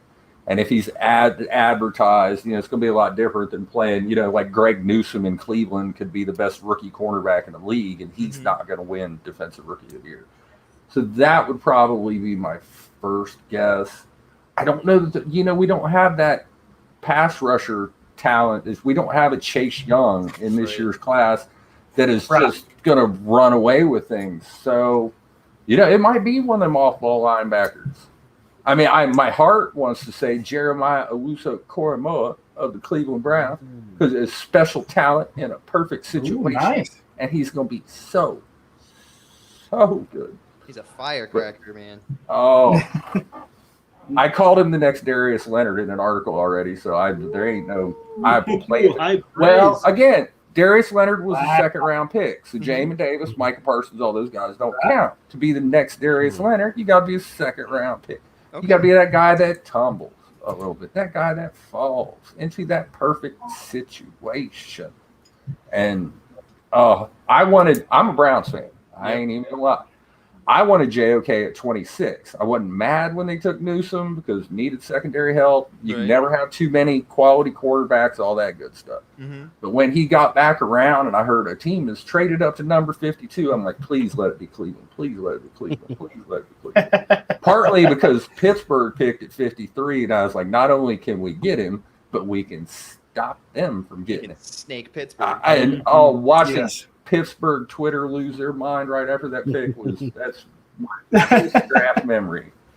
You could just shut off the draft after that. You're like, all right, that made my night. I'm done. Yeah. But yeah, and Micah Parsons, I think. Micah Parsons, cool. I love it, and I love the Newsome pick for y'all. He is going to be a player for y'all. That secondary is mean right now in Cleveland. I feel like. Yes. Denzel Ward, Newsome, Greedy Williams can get healthy. Troy Hill. I mean, I don't know what John they're going to get Vincent. from Delpit this year because he's already banged up again. yeah. But John Johnson is a big addition in the John second Johnson's at the safety spot because he can play either spot. Right. I Ronnie would Harrison. suppose, right, you'll see Ronnie Harrison at that other safety spot. And then Johnson was, Newsome, I think was essentially Greedy Williams insurance. They were like, okay, if we can get Greedy back, then our 4 deep is great.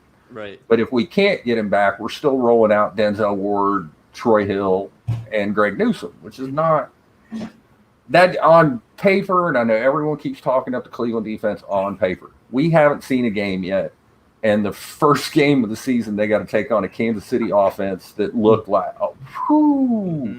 they made Minnesota look foolish. Bad. So if they could just, if you can hold Kansas City under 27 points, that's a win for the Cleveland defense in week 1. Yes, sir.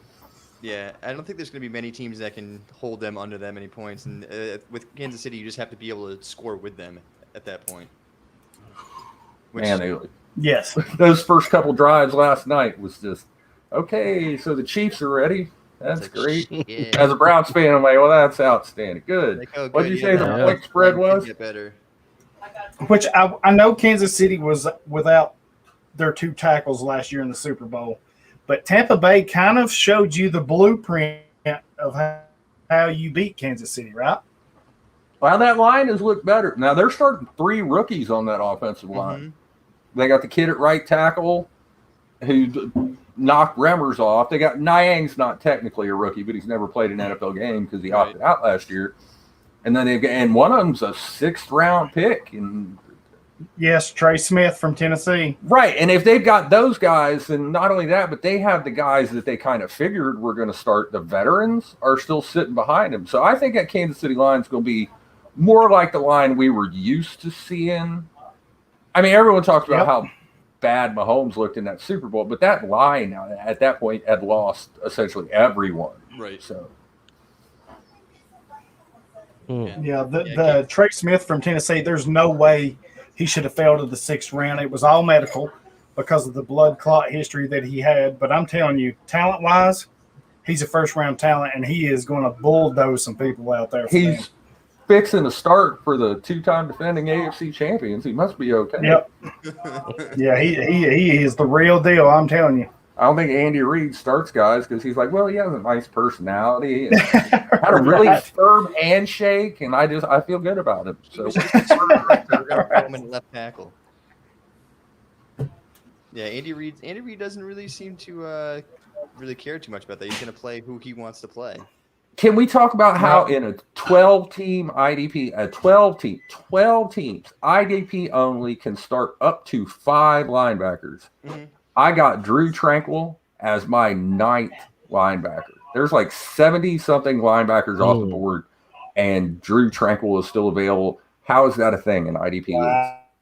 That's absolutely. I have a question, and I hope it's not. That's crazy. Did anybody take Kaiser White before him? I didn't see him, but I didn't really look for him. I think people are just afraid of that position battle, and I don't know if there is one. I don't think it really is. It's right. I feel like it's got to be Tranquil. And 2 years ago, and again, injuries. Well, he's a Chargers linebacker. Of course, he's been hurt. Every Chargers linebacker has been hurt forever since the dawn of time. Please don't you put that juju on Kenneth Murray this year.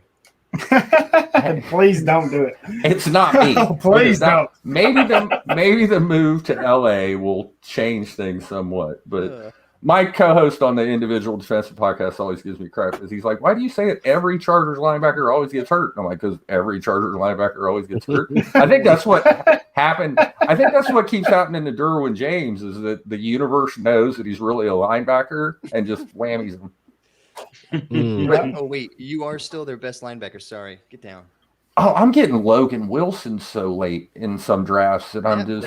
Yes. Do you guys know who? Oh, people are gonna know who he is soon enough. Oh yeah, they are. Oh, I'm loving. I'm just giddy right now with Gary. He is freaking. Oh, I wished I could do Wayne's World. We're not worthy right now because I'm all over it. Do it, dude. I can't. I dare you. I'm just. Oh, you got Logan. We're not worthy. He averaged not worthy. 4-year starter in college, averaged over 100 tackles per season. I don't know why the Bengals didn't play him more than they did last year. I know. Other than their defensive coordinator's an idiot.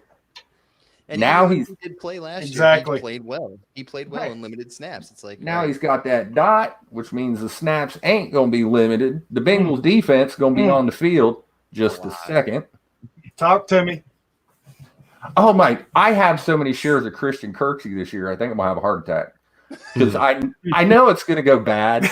I know it's gonna go bad, but he's playing 3 downs for a Texans defense. It's gonna be on the field 56.5 minutes a game. I mean, is he gonna though? Oh, I absolutely think so. When he's healthy, he's a decent linebacker. And Lovie Smith loves his 20-year-old defense where you have 2 linebackers on the field. It's true. They went Lovie Smith. Right. They went back to the future. You know what we need? We need to hire a guy who hadn't coached in the NFL in like 7 years. Instead, was losing constantly in the Big Ten. And then what we will do is we will institute a defensive scheme that no one has actually used for about 12 years. and it will just catch everyone so off guard that victory. It's a 100% Texans There move. you go. It's the Texans. And yet they will somehow screw up the first overall pick, and some other team will wind up with it because they're the Texans. Yeah, because they'll trade it away for somebody shitty. I'm so glad that them and Sucksonville are in our division, Brian. It's amazing. It is amazing. It's a two-horse race. Screw the rest of them. How are they going to get? Well, as soon as Urban Meyer is out of Jacksonville and they get somebody who knows what they're doing, they have the pieces. They have the pieces. They have the potential. They just need somebody to mix it all together. And I don't think Urban Meyer's it. I live in Columbus, Ohio. I'm just Die-hard Ohio State fan. I mean, I live in Columbus, Ohio, so I had to be here. They deported me. From the moment I heard Urban Meyer's name discussed in NFL, no, it's terrible. It's just and he's doing exactly what I thought he would do, which is treat the NFL like it's college football. And it's the college coaches that have been successful in the NFL have been able to understand that it's different when you're coaching students as opposed to grown-ass millionaires. And Meyer's not going to get that. Right. So, well, Pete Carroll just lets everyone do whatever the hell they want anyway. Yeah. And Jimmy Johnson didn't care at all. As long as you win football games and his hair looks good. So do you think that Urban will be unable to adapt to the game? Yes, honestly. Okay. And Urban Meyer's a guy who has never really stayed that long in one place, even when he was in college. So, I mean, do you really think he's going to be around for a 3-4 year rebuild in Jacksonville? A guy that's the thing. Never lost. I give him 3 years, but besides that, I think if they have 3 losing seasons, I think he's out. I think he's 1 year and the Jaguars fire him. He won't get fired in season, but 1 year and it's going to be such a disaster that they just cut bait. Well, you have to if you with the number 1 overall pick and Trevor Lawrence, this generational, prospect at quarterback. Shad Khan's not gonna let that investment go to waste. I don't think so. At least you didn't with Minshew, okay? They already backed Minshew, right? At least you didn't spend the whole preseason pretending there was a quarterback battle so that you could then trade Gardner Minshew, a fan favorite in Jacksonville. So when you told him he might have a chance to start, there were some Jaguars fans who were like, "Go Minshew!" Mm-hmm. They didn't get what they wanted, and then you trade him for a bag of magic beans to the Eagles, just so Eagles fans can freak out and Jalen Hurts fantasy managers can have a stroke. This last week before the regular season starts is always just so. And then J.K. Dobbins gets hurt tonight, and I have a stroke. That's why I had the sunglasses on. I was waiting for my pupils to go back to like regular size. Cheers all the way. Yeah, that was definitely less than ideal news coming right before we came on here. I read it. I was like, ooh, and then I watched the clip and no pressure on his leg, and it was like, yeah, but it might. But honestly, though, the fact that it was a contact injury, as weird as it sounds, it makes me feel better, right? Yeah. So maybe it's just like a hyperextension, a PCL, something like so, and it's 2 to 4 weeks instead of 2 to 4 years. But I am not. Unlike most of the people on Twitter, I am not a doctor, so I can't actually. It's a lot of diagnosis. It's a lot of diagnosis. Holding you. Can we even talk about this? Is this a HIPAA violation? We don't believe in HIPAA here. I got yelled at when Cameron, and this has been several years ago because I'm talking about Cameron Wake, and it's been a while. He went down and grabbed at the back of his leg, and I tweeted he tore his Achilles. Everyone's like, "You're not a doctor. You're not a doctor. You're not a." Yeah, he did. He tore his Achilles. When they go down on the ground and won't put any weight at all on their leg and grab the back of their foot, they tore their Achilles. It's not that, but the other stuff like this, I hope Dobbins. And tonight in the draft I just did, I wound up drafting Dobbins because, of course, I did. Five of my first 6 picks were running backs. Because why not?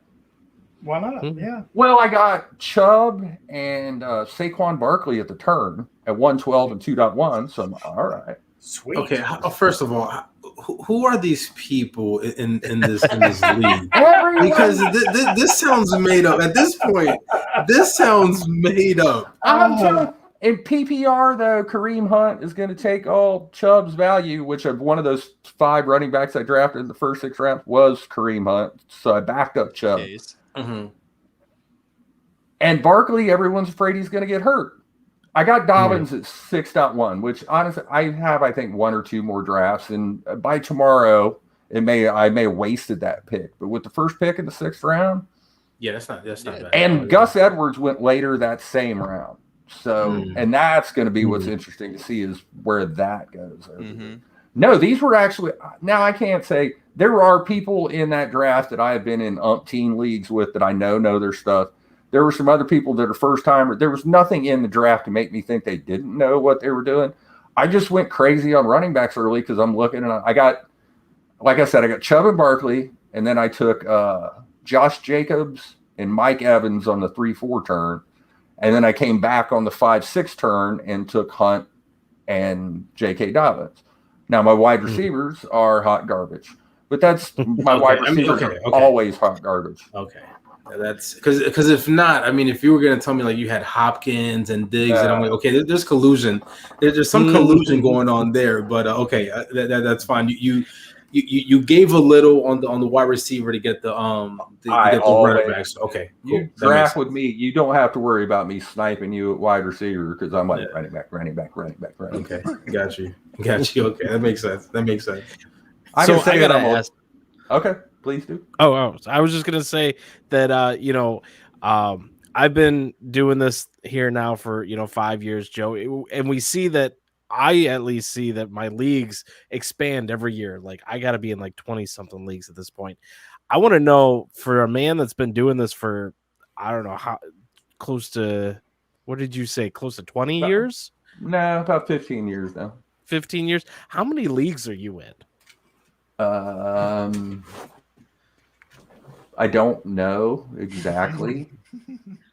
I think it's probably between 20 and 30. Once you get to that number, it's like you find the maximum number because I hate for there to be a league that I'm not paying attention to and I miss out on a waiver claim or something that I can't. So I'm pretty much maxed out. I'm guessing 24, give or take. And of those, probably 3/4 of them are IDP leagues. Awesome. Okay. Mm-hmm. Yeah, awesome. I actually just eclipsed close to 40 this year, but a lot of them towards the end are best ball leagues. So best ball doesn't count. Okay. Yeah. Okay. The 40. So what do you use, Johnny? Joey, I'm sorry. What do you use to keep track of all of them? I have a spreadsheet. I just have all my leagues. Okay. All my shares. Wowzers! All right, Joey, I got to get you one of these, the weekly lineup pad, so you can just write your league name and put all the stuff in there, and then you just rip them off and you got them all there. You probably use. I already used it. I had a. So Nate, are you 27 round IDP draft the other night with a 45-second clock, and I was scribbling names on your pad, so it got used. Awesome. That is guys I was looking for. I'm like, don't forget about him. Don't forget.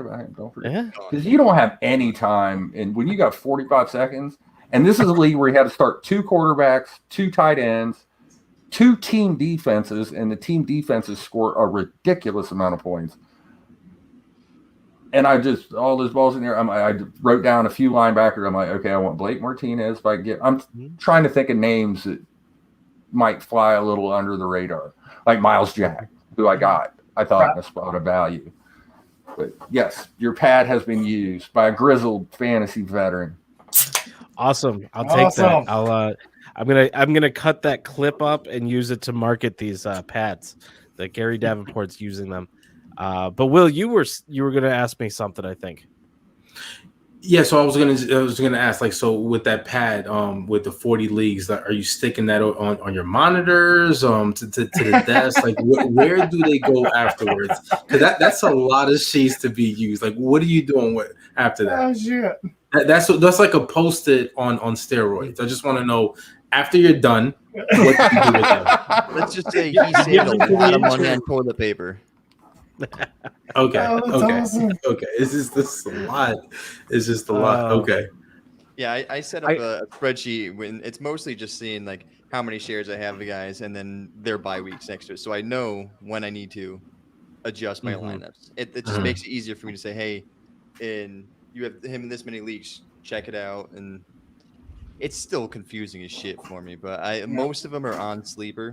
I probably have like 20 leagues on Sleeper, so I literally just run down the lineup. No, that makes sense. Yeah. So what do you, for you guys, what's your preferred platform, especially when you get up to those amounts of leagues? Because I actually don't like Sleeper for mass amounts of leagues. Like I've got a lot. I think I've got like 8 on Sleeper, but if you were to say pick one platform that you'd have like multiple leagues, which would it be? See, I use certain platforms for different things. Like Fantrax I'll use for my Devi and my C2C and things like that. Sleeper, we did a lot of the. Sean made all those leagues last year during COVID, so that's why I have so many leagues there, because he literally created like 15 in 2 weeks, and we did just draft after draft after draft after draft. Now that's why my league's jacked up, because of Sean. Thank you, Sean. But gotta say no. I couldn't. I was at home. Yeah. I was at home. I had a baby who was sleeping down. Saying no is having a negative attitude. You gotta have a positive attitude. You have to say yes. That's right. Yeah, there you go. So I'm leaning towards Sleeper, Nate. I'm probably like half and half. I got a couple in MFL, and then the other half on Sleeper.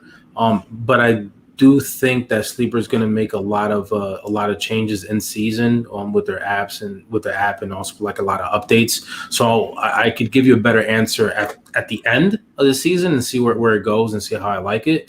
But I just like how everything is pretty much like up to date as far as like being able to interact with the other people in your league. The notifications come in and everything. So I like that about that. And it's just something that's like up to date, as opposed to some of these other sites that may be, or not maybe, but are outdated. So the biggest plus for Sleeper is its mobile capabilities. Right. So if you're not around your computer coming up to 1:00, that's just the easiest. You have to go like, all right, shit, I gotta fucking swap this guy, swap this guy out.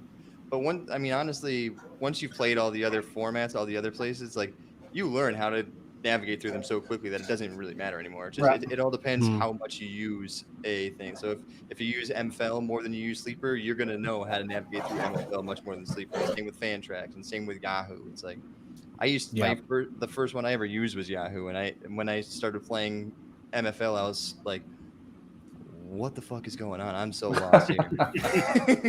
MFL, and I have more leagues on myfantasyleague.com than any other platform by a lot. Not that I don't. I have a league on Sleeper. I have 3 or 4 on Yahoo. I've got I think like 3 on ESPN. I have 1 on CBS that I should probably write down so I don't forget it. And that's always the way it's been. I have, I think, 3 on Flea Flicker, and I don't know if anyone still knows that exists. Exactly. No dig at the people at Flea Flicker.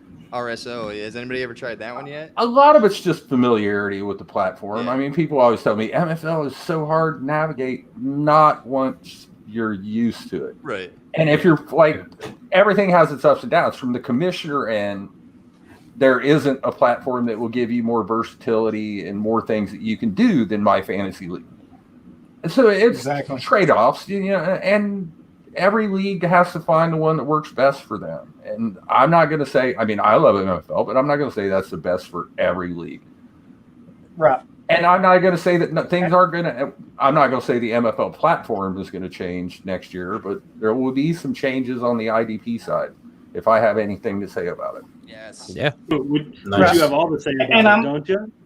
No. All I do is set the depth charts when it used to be My Fantasy League used the depth charts that were at Roto World, which were just base sets. And that's why those guys Whatever you played in the base defense, that's what eligibility you had at my fantasy league. Then my fantasy league ended their partnership with Roto World and decided to use the depth charts at Fantasy Sharks. What threw me into the meat grinder was just the fact that I run the defensive depth charts at Fantasy Sharks. My fantasy league doesn't pay me $1, not one. Mm. Yeah, you told me about that. We were chatting, and I couldn't believe it, especially with the level of feedback, I would, if you want to call it that, you get on Twitter. I had said once or twice in the past that I wish I could have that job, and then be careful what you wish for. So, but now that I have it, and again, I think, and it's been something I've been pushing for a couple of years. I think next year we're going to move more toward a true position, whatever you want to call it. The edge rushers, closer to the model that ESPN developed, although not developed, but that they undertook, which they didn't really, it's not like they created a new position. They didn't create an edge position. They just reclassified their positions. Because from my understanding, to create an entire new position in a system like that is not an easy undertaking. Whereas moving guys around and saying, okay, rather than an outside linebacker, this guy's a defensive end or edge or whatever, you can change the name of the position, but so long as you don't change the group, you're fine. So I think that's probably what it's I think that's what I'm going to advocate, if only because I think it's the easiest switch, and it's the switch that's going to freak out the fewest amount of people, especially and I don't think it's going to, in dynasty leagues, create that big a negative footprint. I don't think that's going to, I think it's going to help more dynasty teams than it will hurt. And I think about that every time I go to do a position switch, because I know there are a lot of dynasty leagues on my fantasy league. How is this going to affect a guy who drafted this guy 5-6 years ago? Which, if you want breaking news for this podcast, Chris Jones is not switching positions at my fantasy league. I've already been asked a couple times on Twitter. I'm not going to do it. I think he played like 24 snaps in the preseason. And I know that like 20 of them were at defensive end. But if you want him to play this new position, are you going to have him play that, or are you going to have him play the position he's been a Pro Bowler at for the last 5 years? And I talked to beat writers in Kansas City, and they said that they expect him, kind of what I expect. He's going to move around a lot. He's going to be defensive end over here, defensive end over here, tackle here, tackle here. They're going to try to get him in good matchups because he's easily their best pass rusher. So I'm not a week before the season going to take a top 3 defensive tackle off people's rosters over 25 preseason snaps. I just can't do it. I don't know if that makes me inconsistent or arbitrary or whatever I get called, but I'm not going to do it. Yeah, no, I agree. I agree with that 100%. Yeah. First of all, I do not envy your job of doing the position changes with MFL. You do such a great job. I tell people, I'm like, really? You know, when I see them kind of say something, I'm like, really? You go do that job. If you think it's so damn easy, you go do that job, because it's not. So I appreciate everything you freaking do. Unreasonable. A lot of people just want shit to complain I'm not going to say who the other night, but I had someone say that the only reason more people don't yell at me is because they're afraid I will cancel them. I saw that. Right. That was the dumbest tweet I've ever seen come out of fantasy Twitter. I can cancel people? I had no idea I could cancel people. Here's your magic IDP wand. Right. Oh, the heads would be rolling all over the internet. Yeah. That's unbelievable, man. Just that's funny. And second of all, I'm kind of with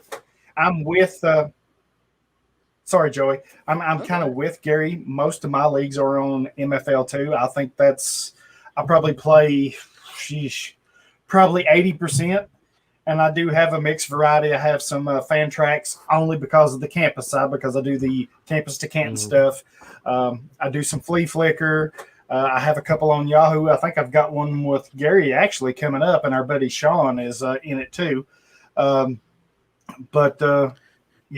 it's for me, it's MFL. That's kind of where I stay. Now, I will say I'm transitioning a little bit because of the campus to Canton stuff.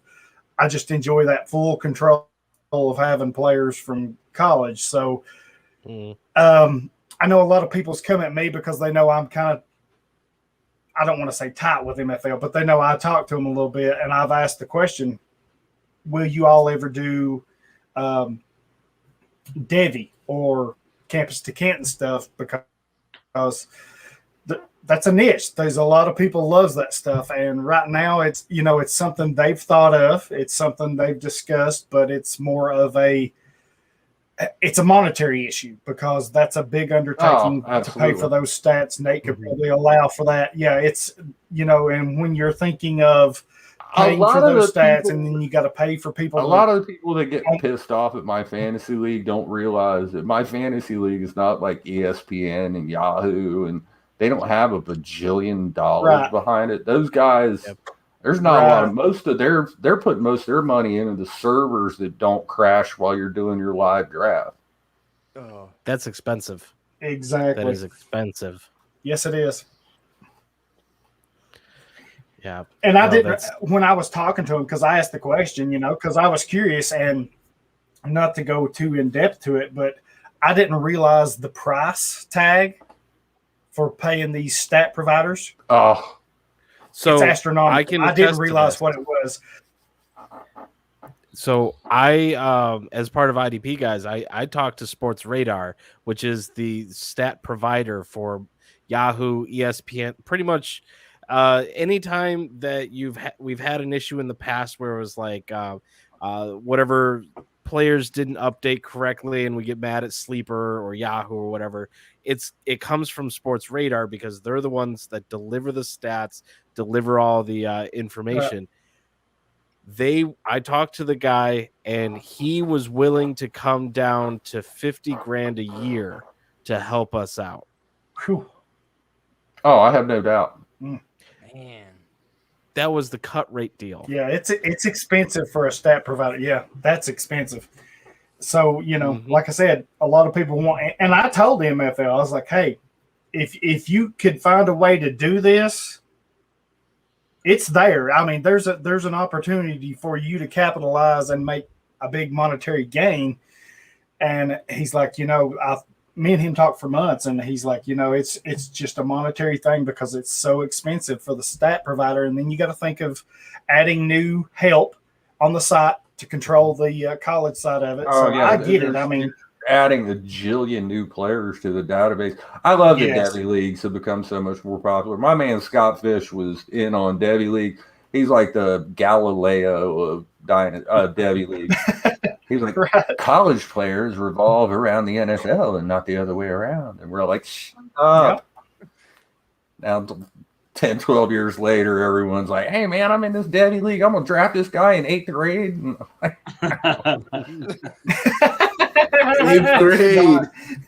It's not really my thing, but I'm glad so many people enjoy it. That's cool. What we need now is more Devi IDP leagues because we got to make things more complicated. Yes, sir. Yeah. I saw this 11-year-old linebacker the other day. Yes. He was taking great lines to the ball, had his head, just point of attack.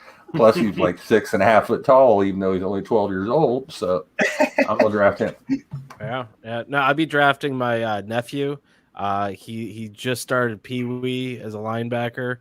He's tall for his age. He's gonna do great. Make sure the coach teaches him how to tackle right. Head up, head up. Make sure he wraps up. Stop right. Yes. Don't try to tackle like the guys you see on Sunday. Don't get me started on him. Just wrap him up. Don't get me started on this wrapping up stuff. I was watching a couple games today, and I seen a corner come up, and instead of wrapping up, he just wanted to shoulder bump, and I was like, I almost went into a conniption fit. I thought I was going to have a freaking seizure. Corner, man. It's like based on the numbers, wrap them up. Mm-hmm. Based on the numbers. You're Why are you putting your head down before you tackle somebody? Yeah, I'd like to be able to see who I tackle. I'm just weird that way. All you have to do is look at Marcus Williams in that playoff game against the Vikings a couple of years back. Tackle with your head up. Oh, yeah. Tim Tebow, the Jags. Why did Tim Tebow get mentioned? Bears, because he didn't wrap him up. Man, went Do through with not the say shoulder. his name 4 times again, or he'll show up like Candyman. Oh man. Okay, Oh, my God. hang on. I do got a question for all of y'all. I know he's not a tight end. I know his days of the He's NFL an are old behind man. him. I get that. I get it. But why would Jacksonville not find somewhere on their roster to keep him because of the jersey sales, the publicity? I mean, I get it. He's not one of Because you your only got- valuable. you only real got quick, 53 because spots. they enjoy their games being blacked out. They don't want to lead the league in jersey sales, and they really could care less about making money. It makes absolutely no sense why they, like you said, why they couldn't just keep Tim Tebow, find somewhere on that 53-man roster for him to be on. Going to the University of Florida, being pretty much like the most relevant player in years and years, right? In that program, and then cutting him, it just makes zero sense whatsoever. If you wanted, no, it made normally I would say, you know what? It made zero sense to sign him to Go begin ahead, with. Gary, sorry. It's not like it was ever going to work out. It was destined to fail. Oh yeah, Sign him absolutely. as make him a special assistant to the head coach, and you could keep signing those you could keep selling those Tebow jerseys. Yes. He could pick a number that he says is so inspirational to him or whatever, and people would gobble that stuff up like crazy. Absolutely. I mean, that his jersey would have sold out in minutes had they kept it on the team. It just makes zero sense. Jaguars is that they're the Jaguars. And they're I'm not even gonna say they're the worst run franchise in the NFL right now, because Detroit is also a hot mess. And there goes Nate. Where you going, Nate? Nate, where you at, Nate? Come back, Nate. Yes, you, Nate. Come on, please. But I think the Jets have seem to be inching in the right direction. Whereas Detroit and Jacksonville are just like, we are racing to the bottom, fellas. Who gets there first? So real quick, speaking about the Jets, I call them Sucksonville. I will not represent them as Jacksonville. They are known as Sucksonville in my book. So, I know the guy who does their pregame show on radio, so I give him a fair amount of grief every time. But I mean, they said 2017 they're in the AFC Championship game. That wasn't that long ago. Right. And now you're right. With Blake Bortles. That was the king of garbage time. Exactly. That was pretty impressive. But speaking of the Jets, how do you guys feel? I think that Zach Wilson, from all the preseason games that I've seen, his ball comes out like the best. In terms of all the other like rookies. Are you guys seeing the same thing that I've seen? I have been legitimately impressed by what I've seen. Okay. I just thought, because like I have to, and you know, he took a lot of heat last year because they were saying, well, look at who he's playing. Okay, right. He's playing in inferior competition more or less, but he's doing exactly what you're supposed to do against inferior competition. Light their asses up.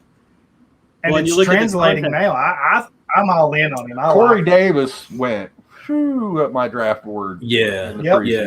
Yep. I mean, like, the only hiccup that he had last year was against Coastal Carolina, which was like, but that was on. And I'm not saying they shouldn't have beat Coastal Carolina, because if you want to be considered a good team, then you should be able to take on a team. But that was on short notice. You're traveling to play them, and that was just a weird game. Yeah. So I'm not. Yeah. And they were right there. They were right there. Yeah. But he's looking good. He's definitely looking. I think out of all the rookie quarterbacks, he's looked the best and the most consistent. You know what? I'm not going to argue that. I'd say he looks. Of course, and he's also been the guy who's probably spent, outside Trevor Lawrence, the most time with the starters. So I don't. I mean, I think Justin Fields has looked pretty good given what he's had to work with. Trey Lance has had his moments, but I'm not going to argue with Wilson. Has looked significantly better than I expected him to. And if I was a Jets fan, I'd walk into traffic. But then I would, if I didn't get hit by a car, I would feel better about the season, because Zach Wilson is better than I thought. I love Jerry. Listen. But you see, here's the thing with Justin Fields: the ball is there's just no zip to the ball when it comes out of his hand. There's no zip. So I think that he's gonna like even because eventually, let's just be honest, Dalton's not gonna make it to the end of the season, right? As a starter, it's just not gonna happen. Dalton's not gonna make it to the end of September, right? Exactly. So I just think that that Fields is for a rude awakening when he does come in. You gotta play Green Bay twice. You might fare well against Detroit, but Minnesota is going to be another tough opponent up there. I think you give Justin Fields and Allen Robinson to throw to, and you'll be surprised. He's got plenty of zip. Right. Mm-hmm. I think all those. Zach Wilson was of the top guys. He was the one. Trey Lance. Obviously, he's got arm strength. I think we could have some really good quarterbacks. Honestly, the one I've been least impressed by is Lawrence, and that's just because he's been put in position to fail so far. Yeah. Now, that offensive line, I watched that game the other night, and that offensive line in Jacksonville was trash. If he doesn't get killed, it's going to be a miracle, and they're going to regret trading Minshew because with that line, Lawrence is going to get hurt at some point. It's garbage. Do we really know if David Carr sucked as an NFL quarterback? Right, yeah. Killed before he ever right. So do we see this as another possible winless team coming into the 2021 season? No. In Jacksonville? I think Jacksonville will still. I think Jacksonville could win Week 1, given that they're playing Houston. That's the thing. They got to play Houston twice. Yeah, there's 2 wins already. The race to the number 1 pick. If there's going to be the garbage of NFL right now, if there were, and I don't think there's going to be a winless team, especially 0-17 would be that much harder than 0-16. Yeah, it's hard to go in Detroit. Nate, listen. I love he's hitting on you, Nate. That's awesome. Nate, if you need help getting on this plane on this bandwagon, I got you. I'm a fan of one of the 2 teams that is actually. So it's not. I'm not bagging. I'm just saying they have experience. Yeah, they suck bad. They don't get to play Houston twice a year, right? True. It just doesn't set up which I don't know is if Houston and Detroit is on the schedule, then they should just black that game out from humanity for the sake of, or else I'm gonna have to hold on. You know what? It's fine for this year because I definitely want Detroit to just keep losing. I wouldn't be ashamed of an 0-17 year because you know what that means? That's the first round, the first pick of the draft. So I will take that. We got 2. This dude, Dan Campbell's got to go. Dan Campbell's got to go. I may start a petition because Thanksgiving. Why is it that Detroit always has to play on Thanksgiving? I don't appreciate that. I don't appreciate it. Wouldn't be a thing without Detroit. It's tradition. Yeah, it's true. You can't have Thanksgiving. And listen, we could break tradition. We could start a new one. We could start a new tradition. It's just they don't have to play every single Thanksgiving. The Cowboys jumped on it, and then they started a new tradition where Thanksgiving night we get a good game. Thanksgiving at noon, you get the crappy Lions against whoever. Just waking up. And the thing is, you do not want to be a good team to take on the crappy Lions in that noon game on Thanksgiving because the Lions you'll get bit in the butt occasionally. Right. Probably not Between this the year second because and again, third quarter is when I take my naps on Thanksgiving. So I just, as I'm finishing up Thanksgiving dinner and everything, no, the Lions are supposed to be on the game, and I'm supposed to ask that very question. Why do we watch the Lions every Thanksgiving? Why the hell do we do this? It's just awful. I mean it's just awful. Well, the entire holiday, the entire holiday is based on this. This is sacrilege. Oh my God! This is bad, man. What the hell? This is bad. I gotta get something on here. The entire the fact that it was just so close by is really alarming. Is really alarming. He's like, if you look closely, you can almost see the tears. Yeah. Oh yeah. That actually the Lions written in tears. Oh, that is great. Okay. I want to see something written in tears. I got Well, you have a visor, so that's sad. Oh, right there. Here we go. Matthew Stafford, right next to Matt Ooh, Patricia. Patricia. Oh, that's Oh, world, all world. man. All so, world. so you got Matt squared. That's awesome. You should get Dan No. Campbell like that. Yeah, to bite that visor off. I would have Gosh. burned that visor if it was just Matt Patricia there, but with Stafford's signature, Shoot. Well, at least now you have a ruined. good coach who's gonna, come Bite week one, kneecaps. there's gonna be some kneecaps bit. Oh my lord. Yeah, and Yep. and he's he's getting into these the workouts, doing the burpees and the push-ups and stuff with his players, so that just screams more wins than last year, I guess. Okay. Here's a question, because this is who they play in week one. Who's the week one starter for the San Francisco 49ers? We were just talking about that earlier. You got to go with Trey. I mean, you got to go with Trey. I mean, Gary, listen, here's the thing. Everyone's like, oh, well, Trey's not ready, but to lead this team to the next level, neither is Jimmy G. Like, his last preseason game, he looked horrible. I think his QB rating was like 15%. He was 3 out of 6 for less than 20 yards. Like, he's just like straight trash, hot garbage. Garoppolo starts. I'm telling you. I Garoppolo's the agree. starter. I think you got to start Garoppolo to start the season. I'm not saying we're not going to see Trey Lance fairly soon, Right. but Jimmy Garoppolo took the San Francisco 49ers to a Super Bowl. It's not like One play away. Emmanuel Sanders, but and it may be this could be a situation that remedies itself because once again, Jimmy Garoppolo can't stay healthy.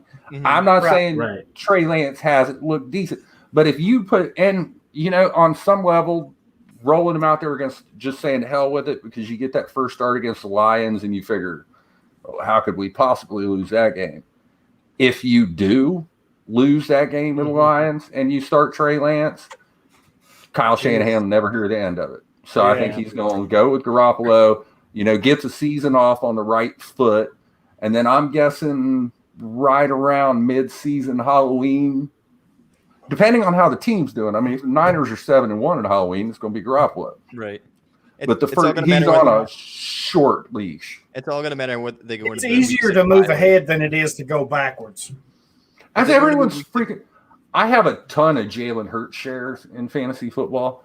I ain't worried do about too. Gardner Minshew, to be honest. I'm just not. I just don't think I just don't think that they're sold on him, and I saw we all saw what Minshew is able to do when he comes in, and I think that if he does get a fair shot in Philadelphia, he's gonna do his thing. I honestly believe that. Even when you looked at his last year in college at Washington State, he did his thing. He did his thing, and I think it's just all dependent on coaching, depending on the weapons that he has. But again, with the San Francisco situation, Kyle Shanahan is able to bring out the best out of his quarterbacks. I mean, and we, like I touched on this last week, right? Matty Ice was able to, be affordable down there in Atlanta. Mullins Hey, I was kind of able. like Matty Icewater this year, man. Yeah, so Shit, I can't. Mullins was able to do his thing when he came in relief last year, but then if you saw him last week coming in after Joe Flacco in the preseason game with Philly, just horrible. So I think that that's why you pay Kyle Shanahan the big bucks. I mean, listen, hey, do what you do with your quarterbacks and you're known to do, and just go ride with Trey Lance. I mean, I would not be stunned if he did say to hell with it because he hadn't said so yet, which indicates that he's at least thinking about it. Yeah. So I wouldn't be shocked, but I still think that it's gonna be Garoppolo. But again, his margin for error is none. Does he make it past week 4? It depends how many games do they win over those first 4 weeks. That's the got thing. the You Lions- lose a game, you throw a bad interception that costs you the game, you're done. Mm-hmm. Right. Well, then The we problem had with to that talk precedent, about the though, other is if Lance comes out and struggles, then are the fans going to start calling to put Garoppolo back in, the quarterback? And that's the thing you don't want to get wrapped up in is a quarterback carousel because then the season will spiral out and you'll be done. And I don't necessarily think the 49ers are a Super Bowl contender. I don't even know if they're going to make the playoffs, but I do think they're a good team that could make the playoffs. They were just in the Super Bowl 2 years ago. They just have the misfortune of playing in a division that is.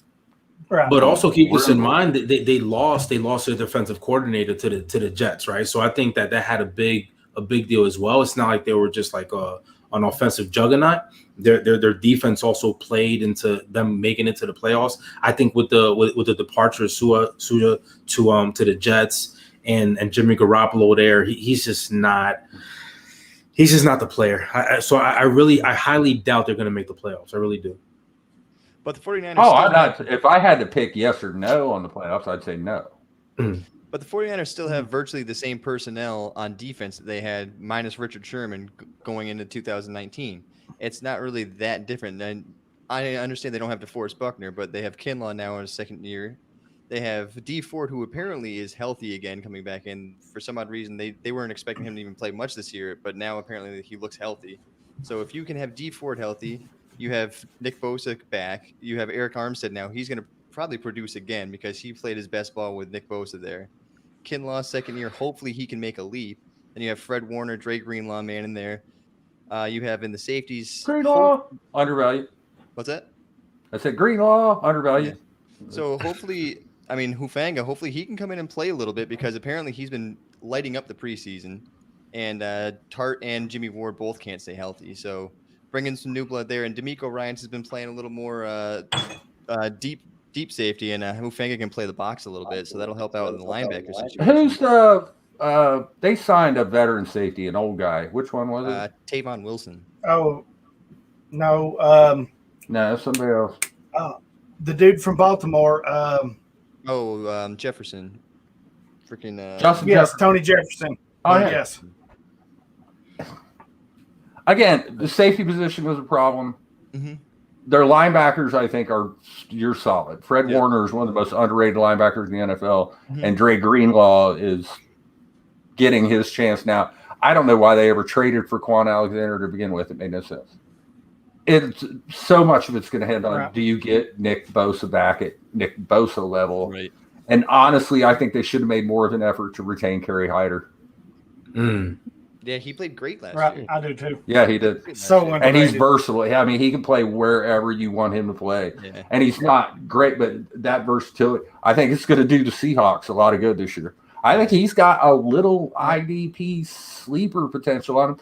And you can get Dunlap late in the IDP drafts this year.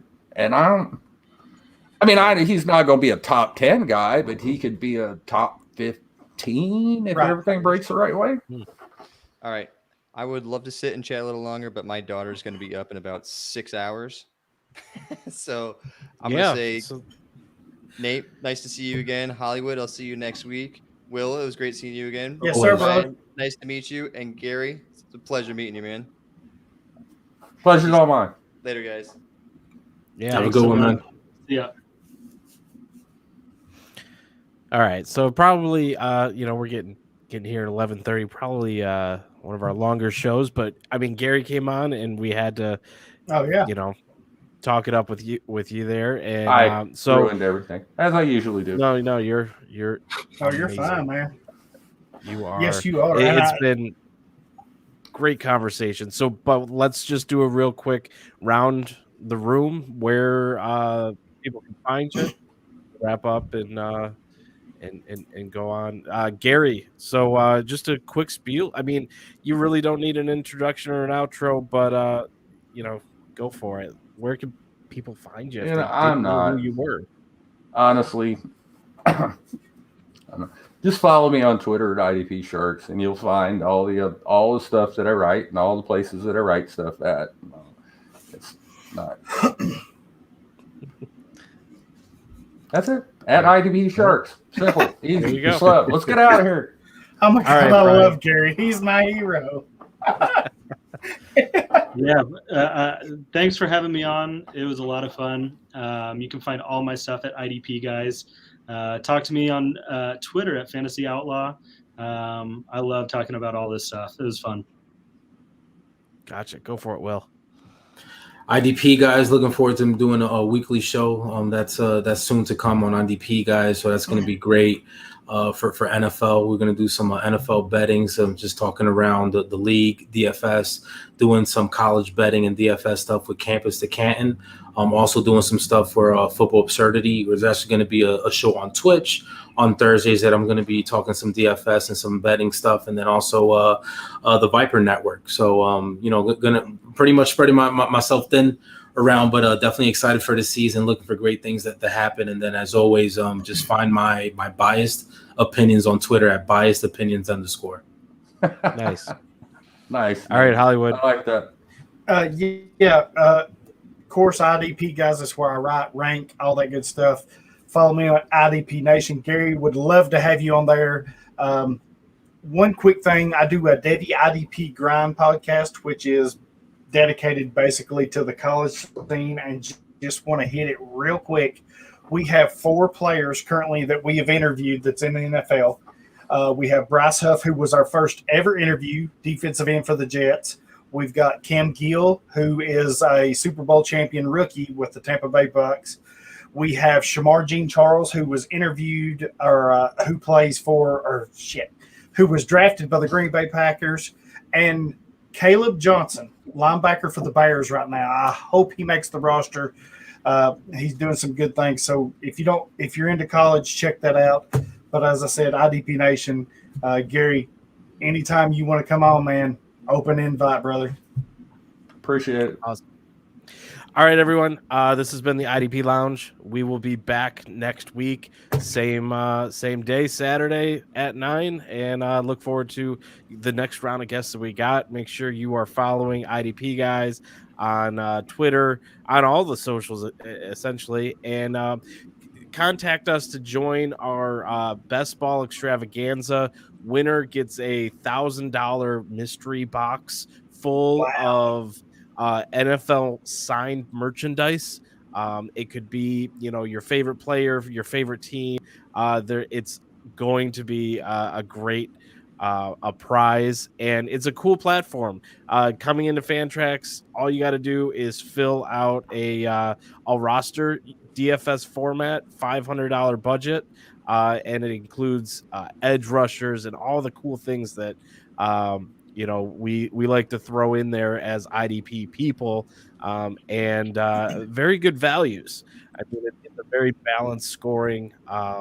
Those linebackers get up there. It's the IDP invitational scoring. So linebackers right there kind of with your lower end QB1s. So I'm gonna have to you're gonna have to give me the Twitter information for the other gentlemen I've spoken to tonight, because they need to join the Fantasy Football Oasis IDP brouhaha.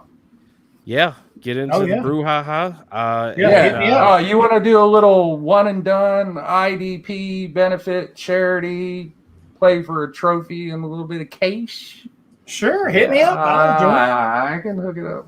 Let's do it. I may know a guy who knows. You may know a guy. Let's do it. All righty.